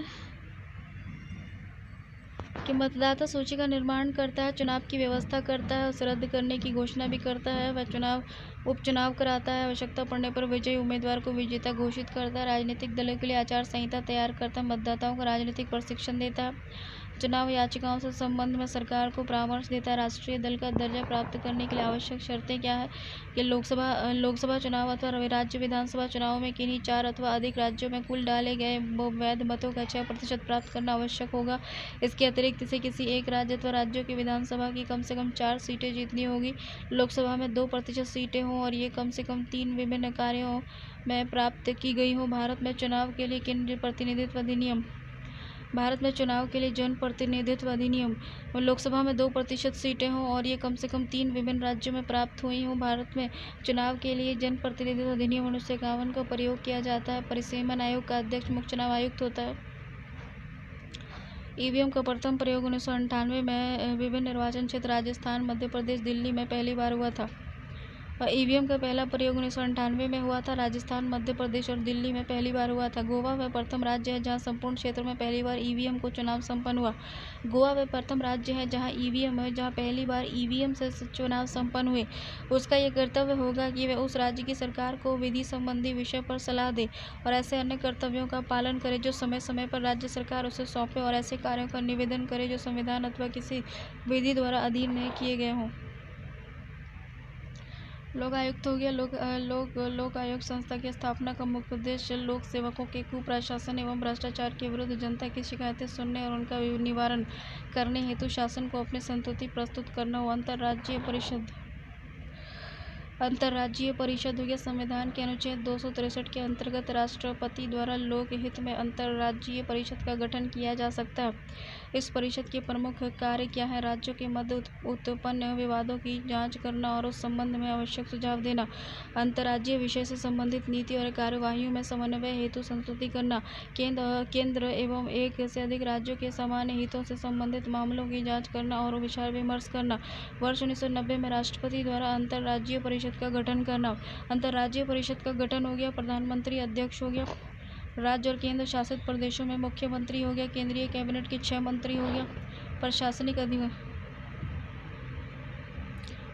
अधिकरण हो गया। यद्यपि मूल संविधान में प्रशासनिक अधिकरण का कोई उल्लेख नहीं किया गया था, परंतु 42वें संविधान संशोधन 1976 के द्वारा अनुच्छेद 323 को जोड़ा गया तथा प्रशासनिक अधिकारों के गठन एवं उसके अधिकार क्षेत्र के संबंध में प्रावधान किया गया। इस अनुच्छेद के तहत संसद को प्रशासनिक अधिकारों की स्थापना एवं सेवा शर्तों को तय करने से संबंधित अधिकार प्रदान किए गए। संसद के द्वारा 1985 में प्रशासनिक अधिकरण अधिनियम पारित किया गया तथा केंद्र सरकार को इन अधिकारों की स्थापना हेतु शक्ति प्रदान की गई। प्रथम बार जून 1990 में अंतर्राज्यीय परिषद की स्थापना की गई, जिसकी पहली बैठक 10 अक्टूबर 1990 ईस्वी को हुई। अंतर्राज्यीय परिषद में निम्न सदस्य होते हैं: प्रधानमंत्री तथा उनके द्वारा मनोनीत 6 कैबिनेट स्तर के मंत्री, सभी राज्यों और संघ राज्य क्षेत्रों के मुख्यमंत्री और संघ राज्य क्षेत्रों के प्रशासक। अंतर्राज्यीय परिषद की बैठक वर्ष में 3 बार की जाती है, जिसकी अध्यक्षता प्रधानमंत्री और उसकी अनुपस्थिति में प्रधानमंत्री द्वारा नियुक्त कैबिनेट स्तर का मंत्री करता है। और परिषद की बैठक के लिए आवश्यक है कि कम से कम 10 सदस्य अवश्य उपस्थित हों। क्षेत्रीय परिषदों का निर्माण भी किया जा सकता है। व्यवहार में संपूर्ण भारत को 5 क्षेत्रों में विभाजित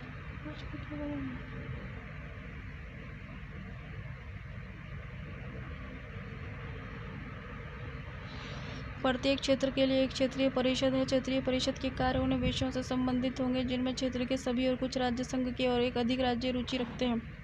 अंतर्राज्यीय व्यापार वाणिज्य से संबंधित संविधान के प्रावधानों के क्रियान्वयन के लिए अनुच्छेद 307 के अनुसार संसद एक पराधिकारी की नियुक्ति करेगा और उसके ऐसी शक्ति और कर्तव्य सौंप सकता है जो कि आवश्यक समझे।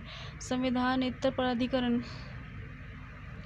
नीति आयोग हो गया। सरकार ने योजना आयोग के स्थान पर नीति आयोग नामक नया संस्थान बनाया। यह संस्थान सरकार के थिंक टैंक के रूप में सेवाएं प्रदान करेगा और उसे निर्देशात्मक और नीतिगत गतिशीलता प्रदान करेगा। नीति आयोग केंद्र और राज्य स्तर पर सरकार को नीति के प्रमुख कारकों के संबंध में प्रासंगिक, महत्वपूर्ण और तकनीकी परामर्श उपलब्ध कराएगा। इसमें आर्थिक मोर्चे पर राष्ट्रीय और अंतर्राष्ट्रीय आयात, देश के भीतर साथ ही साथ अन्य देशों की बेहतरीन पद्धतियों का प्रसार और नए नीतिगत विचारों का समावेश और विशिष्ट विषयों पर आधारित समर्थन से संबंधित मामले शामिल होंगे। 15 मार्च 1950 को जिस प्रस्ताव के माध्यम से योजना आयोग की स्थापना की गई थी, उसी प्रस्ताव के माध्यम से 1 जनवरी 2015 को नीति आयोग की स्थापना की गई। देखो, 15 मार्च 1950 को जिस प्रस्ताव के माध्यम से योजना आयोग की स्थापना की गई थी, उसी प्रस्ताव के माध्यम से 1 जनवरी 2015 को नीति आयोग की स्थापना की गई। नीति आयोग का ढांचा देखो। नीति आयोग का संगठन इस प्रकार निर्धारित किया गया, जैसे एक अध्यक्ष होता है। अध्यक्ष जो होता है वो प्रधानमंत्री होता है। एक शासी परिषद होता है, ठीक है। ये सभी राज्य के मुख्यमंत्री और संघीय क्षेत्र के राज्यपालों से मिलकर बना होता है। फिर तीसरा जो होता है, क्षेत्रीय परिषदें होती हैं। ऐसे विशिष्ट मुद्दों और आकस्मिक मामले जो एक से अधिक राज्यों या एक क्षेत्र को प्रभावित करते हों के संदर्भ में ये परिषद आवश्यकता आधार पर विशिष्ट कार्यकाल हेतु गठित की जाएगी। इसमें संबंधित क्षेत्र के राज्यों के मुख्यमंत्री एवं संघीय क्षेत्रों के राज्यपाल शामिल होंगे। इनका संयोजन प्रधानमंत्री द्वारा किया जाएगा तथा इनकी अध्यक्षता नीति आयोग के अध्यक्ष या उनके द्वारा नामित व्यक्ति द्वारा की जाएगी। विशेष आमंत्रित हो गया। नीति आयोग में संबद्ध कार्य क्षेत्र का ज्ञान रखने वाले विशेषज्ञ, विशेष जानकार और पेशेवर विशेष आमंत्रित के रूप में प्रधानमंत्री द्वारा नामित किए जाएंगे। पूर्णकालिक संगठनात्मक ढांचा हो गया। अध्यक्ष के रूप में प्रधानमंत्री के अतिरिक्त नीति आयोग के पूर्णकालिक संगठनात्मक ढांचे में निम्नलिखित शामिल होंगे। उपाध्यक्ष हो गया, प्रधानमंत्री द्वारा नियुक्त किया जाएगा। पूर्णकालिक सदस्य प्रधानमंत्री द्वारा नियुक्त किए जाएंगे। अंशकालिक सदस्य अग्रणी विश्वविद्यालय और शोध संस्थान और अन्य प्रशासनिक संस्थानों में अधिकतम 2 पदेन सदस्य नामित और केंद्रीय मंत्रिपरिषद के अधिकतम 4 सदस्य होंगे। पदेन सदस्य प्रधानमंत्री द्वारा नामित केंद्रीय मंत्रिपरिषद के अधिकतम 4 सदस्य होंगे। मुख्य कार्यकारी अधिकारी प्रधानमंत्री द्वारा नियत कार्यकाल के लिए भारत सरकार के सचिव स्तर के अधिकारी को CEO नियुक्त किया जाएगा। सचिवालय आवश्यकता के अनुसार होंगे। नीति आयोग के कार्य क्या है? राष्ट्रीय उद्देश्य के प्रकाश में राज्यों की सक्रिय भागीदारी के साथ राष्ट्रीय विकास प्राथमिकताओं, क्षेत्रों और रणनीति का एक साझा दृष्टिकोण विकसित करना। नीति आयोग प्रधानमंत्री, मुख्यमंत्रियों को एक राष्ट्रीय एजेंडा फ्रेमवर्क उपलब्ध कराने के विजन के साथ कार्य करेगा। सशक्त राज्य ही सशक्त राष्ट्र का निर्माण कर सकते हैं और इस तथ्य को स्वीकार करते हुए राज्यों के साथ सतत आधार पर संरचित समर्थन पलों और प्रणालियों के माध्यम से सहकारी संघवाद को बढ़ावा देना है। ग्राम स्तर पर विश्वसनीय योजनाएं तैयार करने के लिए प्रणालियों को विकसित करना और उन्हें उत्तरोत्तर संयोजन कर सरकार के उच्चतर स्तरों तक पहुंचाना। समाज के उन वर्गों पर विशेष रूप से ध्यान देना जिनके आर्थिक रूप से लाभान्वित न हो पाने का जोखिम हो। रणनीतिक और दीर्घ अवधिक नीति एवं कार्यक्रम रूपरेखाओं और तथा पहलों को प्रारूपित करना, उनकी प्रगति और प्रभावों उत्पादन की निगरानी करना। निगरानी और फीडबैक के आधार पर आवश्यक मध्यावधि संशोधनों सहित नवाचारी सुधार किए जाएंगे।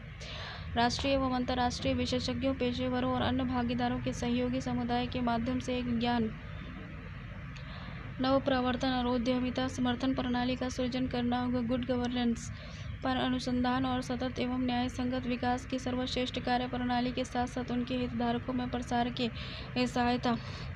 में सहायता हेतु एक आधुनिक संसाधन केंद्र का अनुरक्षण करना होगा। कार्यक्रम और पहल के क्रियान्वयन के लिए प्रौद्योगिकी उन्नयन और क्षमता पर ध्यान केंद्रित करना होगा। प्रमुख हितधारकों और समान हितधारा वाले राष्ट्रीय और अंतर्राष्ट्रीय थिंक टैंक के साथ शैक्षणिक और नीति अनुसंधान के मध्य भागीदारी को प्रोत्साहन और उन्हें सलाह उपलब्ध कराना होगा। वर्तमान नीति आयोग के अध्यक्ष, उपाध्यक्ष और सदस्य।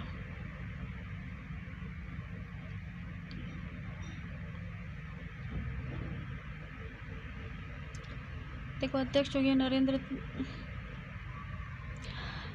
गया नरेंद्र दामोदर दास मोदी।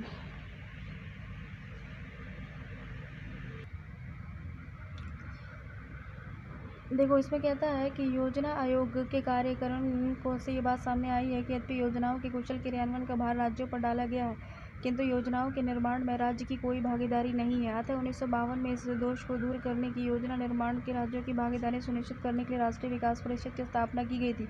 परिषद का अध्यक्ष भारत का प्रधानमंत्री होता है और सभी राज्यों के मुख्यमंत्री इसके पदेन सदस्य होते हैं।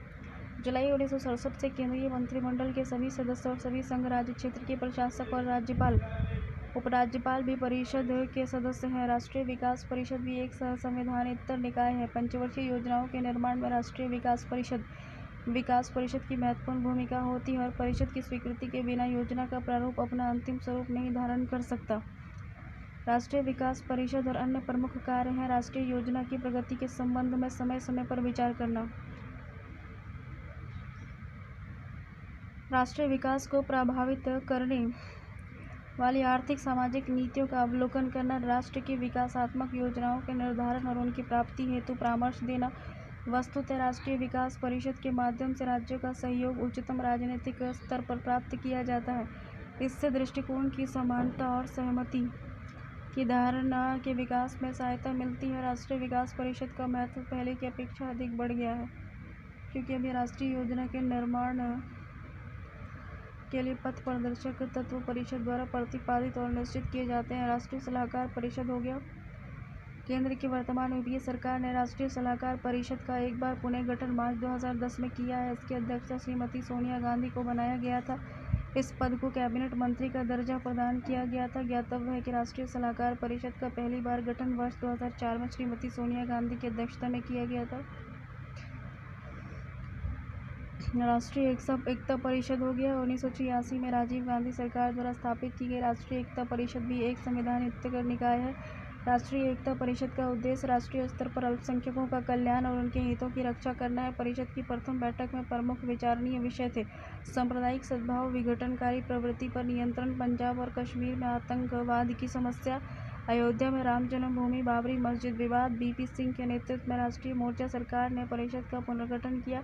वर्तमान में इसमें केंद्र सरकार के मंत्रियों के समस्त राज्यों के मुख्यमंत्रियों के अलावा राष्ट्रीय और प्रादेशिक स्तर के राजनीतिक दलों के प्रतिनिधि, श्रमिकों, महिला और पत्रकारों और सार्वजनिक कार्यकर्ताओं का प्रतिनिधित्व भी है। देखो, क्षेत्रीय परिषद क्या है कि तो क्षेत्रीय परिषद एक संवैधानेतर निकाय है। इसकी स्थापना राज्य पुनर्गठन अधिनियम 1956 के द्वारा की गई थी। संपूर्ण भारत को 5 क्षेत्रों में बांटा गया है और प्रत्येक क्षेत्र के सामान्य हितों पर सलाह देने के लिए क्षेत्रीय परिषदें बनाई गई हैं। यह परिषद एक सलाहकारी गठन है जिनके माध्यम से सहकारिता और राष्ट्रीय एकता को राज्यों की स्वायत्तता में हस्तक्षेप किए बिना बढ़ावा मिलता है। प्रत्येक परिषद में सम्मिलित राज्य और संघ क्षेत्र के संबंध में आर्थिक और सामाजिक योजना, सीमा विवाद, अंतर्राज्यीय परिवहन और राज्य पुनर्गठन से उत्पन्न होने वाले विवादों पर ये सामान्य हितों के विषय पर विचार किया जाता है। प्रत्येक क्षेत्रीय परिषद सदस्य के रूप में संबंधित राज्य का मुख्यमंत्री तथा 2 अन्य मंत्री, संबंधित राज्य में यदि राष्ट्रपति शासन है तो राज्य का राज्यपाल, संबंधित संघ राज्य क्षेत्र में यदि विधान सभा है तो मुख्यमंत्री और विधानसभा नहीं है तो प्रशासक और राज्यपाल होता है। उल्लेखनीय है कि 2 अन्य या अधिक क्षेत्रीय परिषद की संयुक्त बैठक करने की भी व्यवस्था है। देखो, केंद्र और राज्य संबंध और संवैधानिक प्रावधान। तो अनुच्छेद 246 संसद को 7वीं अनुसूची की सूची 1 में प्रगणित विषयों पर विधि बनाने की शक्ति देता है। अनुच्छेद 248 अपशिष्ट शक्ति संसद के पास है। अनुच्छेद 249 राज्य सूची के विषय के संबंध में राष्ट्रीय हित में विधि बनाने की शक्ति संसद के पास है। अनुच्छेद 250 यदि आपातकाल की उद्घोषणा प्रवर्तन हो तो राज्य सूची के विषय के संबंध में विधि बनाने की संसद की शक्ति है। अनुच्छेद 252 2 या 2 से अधिक राज्यों के लिए उनकी सहमति से विधि बनाने की संसद की शक्ति है। अनुच्छेद 257 संघ की कार्यपालिका किसी राज्य को निर्देश दे सकती है। अनुच्छेद 257 संघ के सशस्त्र बलों और अन्य बलों के नियोजन द्वारा राज्यों की सहायता। अनुच्छेद 263 अंतर्राज्यीय परिषद का प्रावधान। संघ सूची हो गया। अनुसूची 7 की सूची 1 को संघ सूची कहा जाता है। इसमें सामान्यतः राष्ट्रीय महत्व के विषयों को रखा गया है। इस सूची में मूलतः कुल 97 विषय थे। वर्तमान में इस सूची में गणना की दृष्टि से कुल 100 विषय हैं। 88वें संविधान संशोधन अधिनियम 2003 द्वारा इस सूची में निम्न 3 विषयों को सम्मिलित किया गया है। अंतर्राज्यीय व्यापार के दौरान समाचार पत्रों से भिन्न माल के क्रय और विक्रय पर कर। प्रविष्टि क्रमांक 92 को है। अंतर्राष्ट्रीय व्यापार के दौरान माल के करारोपण ट्रांसपोर्टेशन पर कर, सेवाओं पर कर। प्रविष्टि क्रमांक 92 गो। इन विषयों पर विधि बनाने का अधिकार केवल संसद को प्रदान किया गया है। राज्य सूची हो गया। 7वीं अनुसूची की सूची 2 को राज्य सूची कहा जाता है। स्थानीय महत्व या प्रादेशिक महत्व के विषय को इस सूची में रखा गया है। इस सूची में मूल रूप से कुल 66 प्रविष्टियां थी, किंतु 7वें संविधान संशोधन द्वारा प्रविष्टि 36 और 42वें संशोधन द्वारा प्रविष्टि 11, 19, 20 तथा 29 को हटा दिया गया है। वर्तमान में गणना की दृष्टि से इस सूची में केवल 61 विषय हैं, यद्यपि अंतिम प्रविष्टि का संख्यांक 66 ही है। इस सूची में वर्णित विषय पर विधि बनाने का अधिकार राज्य विधानमंडल को है, परंतु कुछ विशेष परिस्थिति में संसद भी इस पर विधि बना सकता है। समवर्ती सूची हो गया। अनुसूची 7 की सूची 3 को समवर्ती सूची कहा जाता है। इसके अंतर्गत राष्ट्रीय एवं स्थानीय दोनों प्रकार के विषयों को रखा गया है। इन पर विधि बनाने का अधिकार संसद और राज्य विधानमंडल दोनों को है, किंतु संसद और राज्य विधानमंडल द्वारा बनाई गई विधियों में अंतर विरोध होने पर संसद द्वारा बनाई गई विधि मान्य होगी। तो ये 3 लिस्ट है, ठीक है ना। State list, union list and concurrent list. तो यूनियन संघ सूची में क्या है विषय? तो प्रतिरक्षा है, विदेशी मामला है, विदेशी मामला है, नागरिकता है, संचार है, परमाणु ऊर्जा है, युद्ध और शांति है, खनिज और बीमा है, प्रत्यारोपण है, शेयर बाजार है, संधि है, करार है, रेलवे है, डाकतार है। स्टेट में क्या होता है कि लोक व्यवस्था है, पुलिस है, कारागार है, रेल और ग्राम पुलिस सहित पुलिस है, लोक व्यवस्था है, कारागार है, भूमि है, स्थानीय स्वशासन है, प्रादेशिक लोक सेवा आयोग है, लोक स्वास्थ्य है, बाजार एवं मेले हैं, सट्टा और जुआ है, पशुपालन है, सिंचाई है, गैस है, सड़क है। कंकरेंट लिस्ट में क्या होता है कि दंड विधि है, परिक्रिया विधि है, शिक्षा विधि है, वन विधि है, विवाह और विवाह विच्छेद है, कारखाने हैं, मजदूर संघ है, जनसंख्या नियंत्रण व परिवार नियोजन है, न्याय है, प्रशासन है, वृत्ति है, प्रोफेशन है, बाट माप है, प्रदूषण नियंत्रण, आर्थिक एवं सामाजिक नियोजन है। फिर देखो यूनियन लिस्ट में समुद्री हवाई मार्ग हो गया, बंदरगाह हो गया, बैंक हो गया, विदेश व्यापार हो गया, जनगणना हो गया, डाकघर, बचत बैंक हो गया, स्टॉक एक्सचेंज हो गया, मुद्रा हो गया, विदेशी ऋण हो गया, रिजर्व बैंक हो गया, आयकर हो गया, इनकम टैक्स, सीमा शुल्क, निर्यात शुल्क, नियम कर, सेवा कर, लॉटरी, अपशिष्ट विषय है। ये सब अपशिष्ट विषय पर भी जो है केंद्र को दिया गया है पावर। शराब, मनोरंजन, भू राजस्व का लगान, विद्युत पर कर, प्रति व्यक्ति कर, कृषि आय पर कर, कृषि भूमि या संपदा पर शुल्क, कृषि भूमि के उत्तराधिकारी पर कर, विलासिता की वस्तुओं पर कर आदि। ये क्या है? राज्य सूची का विषय है।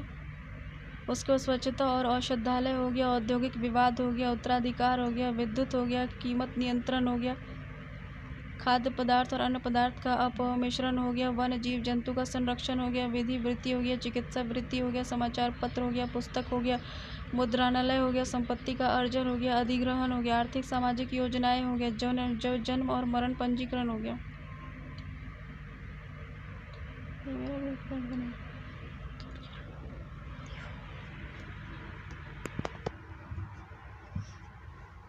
विविध हो गया, आयोग और मुख्यालय हो गया, हरित न्याय प्राधिकरण भोपाल 2009 न्यायिक संस्था हो गई, राष्ट्रीय न्याय अकादमी भोपाल हो गया 1995 वैधानिक हो गया, राष्ट्रीय विधिक सेवा प्राधिकरण हो गया नई दिल्ली 1995 संस्थागत हो गया, केंद्रीय सैन्य न्याय प्राधिकरण नई दिल्ली न्यायिक हो गया। ठीक है, राष्ट्रीय अनुसूचित जाति आयोग हो गया नई दिल्ली 2004 संवैधानिक निकाय है, राष्ट्रीय अनुसूचित जनजाति आयोग हो गया नई दिल्ली 2004 संवैधानिक निकाय, योजना आयोग हो गया नई दिल्ली 1950 गैर संवैधानिक निकाय हो गया, वित्त आयोग हो गया नई दिल्ली 1951 अर्ध न्यायिक संवैधानिक निकाय हो गया, मानव अधिकार आयोग हो गया नई दिल्ली 1993 अनुशंसात्मक कार्य हो गया,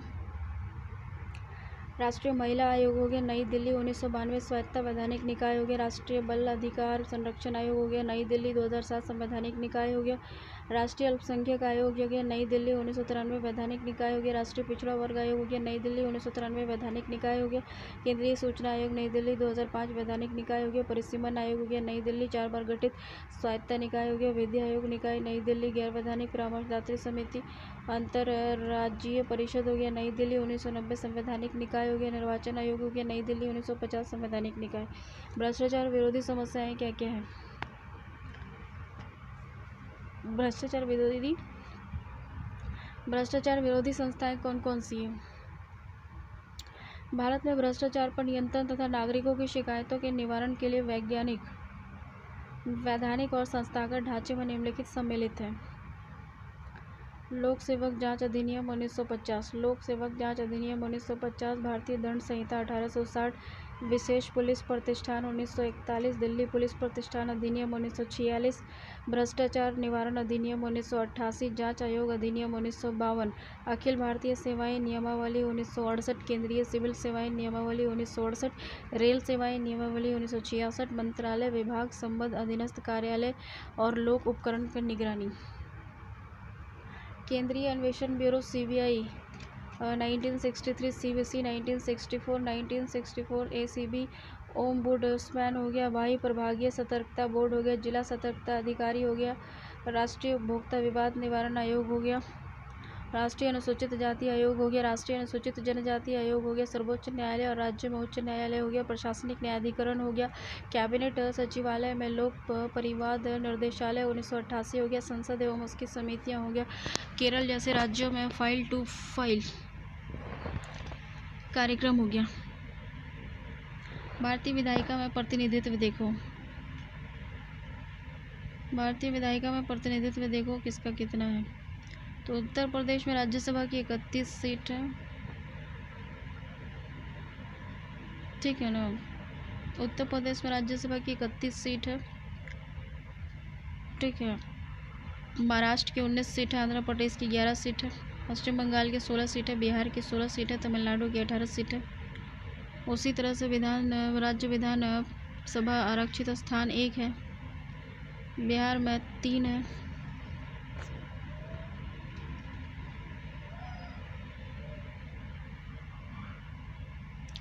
देखो इसमें केंद्र शासित प्रदेश बनने से पूर्व जम्मू कश्मीर विधानसभा में 111 सीटें थी, जिसमें से 24 सीटें पीओके में जाने के कारण अप्रभावी थी, जिस कारण वहां प्रभावी सीटों की संख्या 87 थी, जिसमें लद्दाख के स्वतंत्र केंद्र शासित बनने से वहां 4 सीटें कम हो गई, प्रभावी सीटों की संख्या 83 रह गई। जम्मू कश्मीर पुनर्गठन अधिनियम के तहत सीटों की संख्या में 7 की वृद्धि की जाएगी, तत्पश्चात वहां प्रभावी संख्या 90 होगी। पाक अधिकृत कश्मीर की 24 सीटों को मिलाने के बाद सीटों की संख्या 114 होने की संभावना है।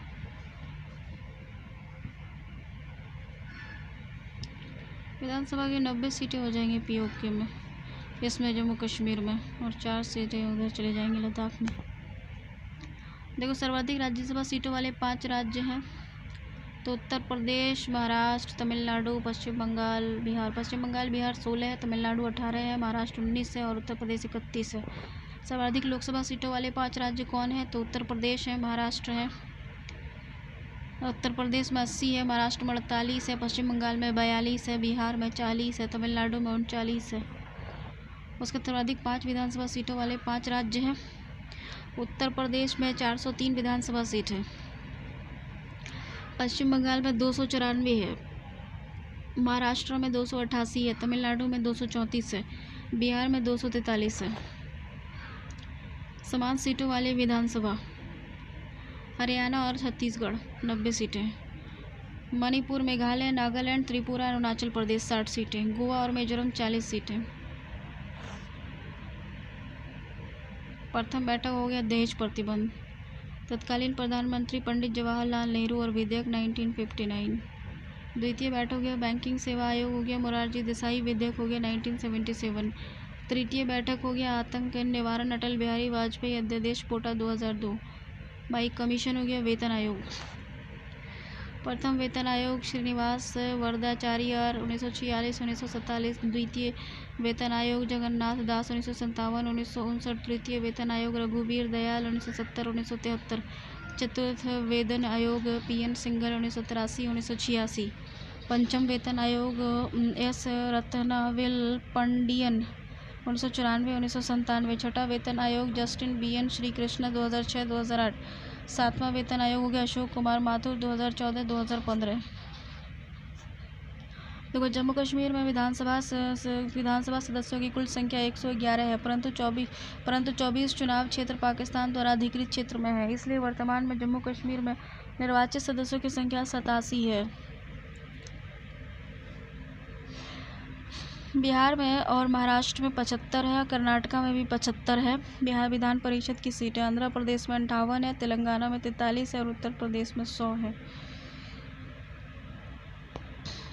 दिल्ली ही एकमात्र ऐसा केंद्र शासित प्रदेश है जहां लोकसभा की 7 सीटें हैं, राज्यसभा की 3 सीटें हैं और शेष सभी केंद्र शासित प्रदेशों में लोकसभा राज्यसभा की 1-1 सीट है।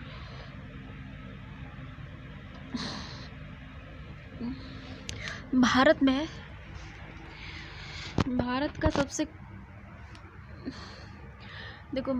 का सबसे कम पंजीकृत मतदाताओं की संख्या वाला संसदीय क्षेत्र जो है बनेज जूनागढ़ संसदीय क्षेत्र राजस्थान है। बनेज जूनागढ़ संसदीय क्षेत्र राजस्थान है। सबसे अधिक पंजीकृत मतदाताओं की संख्या वाला संसदीय क्षेत्र उन्नाव उत्तर प्रदेश है। ठीक है ना। सबसे छोटा संसदीय क्षेत्र लक्षद्वीप है। सबसे छोटा संसदीय क्षेत्र जो है लक्षद्वीप है। क्षेत्रफल की दृष्टि से सबसे बड़ा संसदीय क्षेत्र लक्षद्वीप है 3029 किलोमीटर। क्षेत्रफल की दृष्टि से सबसे बड़ा संसदीय क्षेत्र जो है लक्षद्वीप है 3029 किलोमीटर। सबसे छोटा संसदीय क्षेत्र लक्षद्वीप है। सबसे छोटा संसदीय क्षेत्र लक्षद्वीप है और क्षेत्रफल की दृष्टि से सबसे बड़ा संसदीय क्षेत्र लक्षद्वीप है। अब तक भारत में 3 बार संसद की संयुक्त बैठक आयोजित की जा चुकी है। देखो इसमें कहता है कि लोकसभा, राज्यसभा और विधानसभा विधान परिषद एक दृष्टि में। आधार देख लो इधर से क्या क्या है। लोकसभा, राज्यसभा, विधान सभा और विधान परिषद। देखो अधिकतम सदस्य 552, 530 राज्यों से और 20 जो है केंद्र शासित प्रदेश से +2। 500 वर्तमान संख्या कितनी है? 530 + 13। वर्तमान संख्या 545 है और 530 राज्यों से और 13 जो है वो केंद्र शासित प्रदेशों से। और 245 हो गया राज्यसभा की सीट वर्तमान में है और 233 राज्यों में से 12 राष्ट्रपति द्वारा नामित है। 500 न्यूनतम है 7 सदस्य। राज्य विधानसभा के सदस्यों के 1/3, परंतु कुछ राज्य के लिए है मात्र 6 राज्यों की विधान परिषद है। उत्तर प्रदेश, बिहार, महाराष्ट्र, आंध्र प्रदेश, कर्नाटक, तेलंगाना। उत्तर प्रदेश, बिहार, महाराष्ट्र, उत्तर प्रदेश, बिहार, महाराष्ट्र, उत्तर प्रदेश, बिहार, महाराष्ट्र, आंध्र प्रदेश, कर्नाटक और तेलंगाना।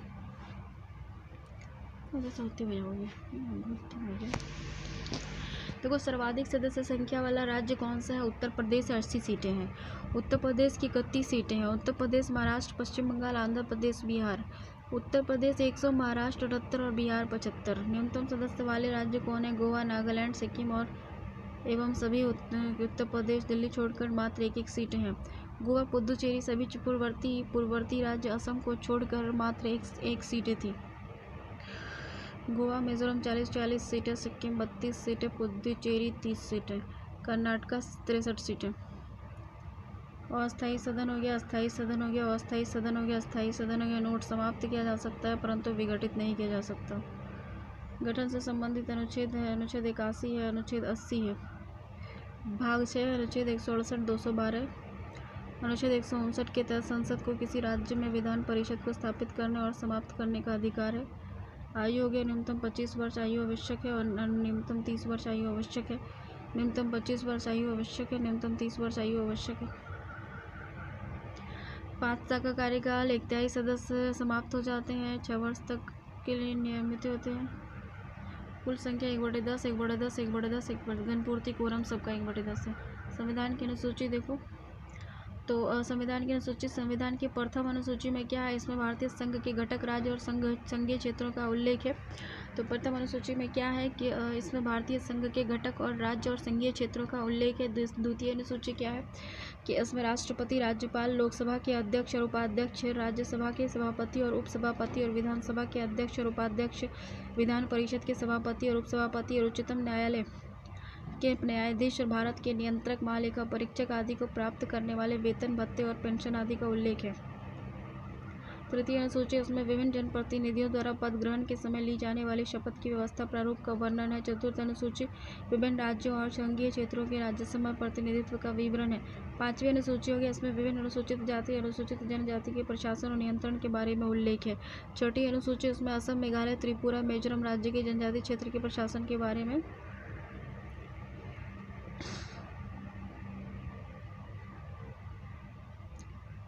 चौथी अनुसूची, पांचवी अनुसूची में क्या गया है कि SC ST के प्रशासन और नियंत्रण के बारे में। छठी है जो है मेघालय, त्रिपुरा के जनजातीय क्षेत्रों के प्रशासन के बारे में। सातवीं अनुसूची संघ सूची, राज्य सूची, समवर्ती सूची के विषय पर है। आठवीं अनुसूची जो है ये 22 भाषाओं का उल्लेख किया गया। नवीं अनुसूची जो है इसमें अधिग्रहण विधियों का उल्लेख किया गया है। इसमें अनुसूची में सम्मिलित विधियों में न्यायालय में चुनौती नहीं दी जा सकती है। 10वीं अनुसूची दल बदल कानून से है, दल बदल रोकने से संबंधित प्रावधान का उल्लेख है। दिसंबर 2003 में 91वें संविधान संशोधन के द्वारा इसको जोड़ा गया था, इसमें कुछ परिवर्तन भी किया गया था। 11वीं अनुसूची के इसके आधार पर पंचायती राज व्यवस्था को संवैधानिक दर्जा दिया गया। 12वीं अनुसूची शहरी स्थानीय निकाय को संवैधानिक दर्जा दिया गया है।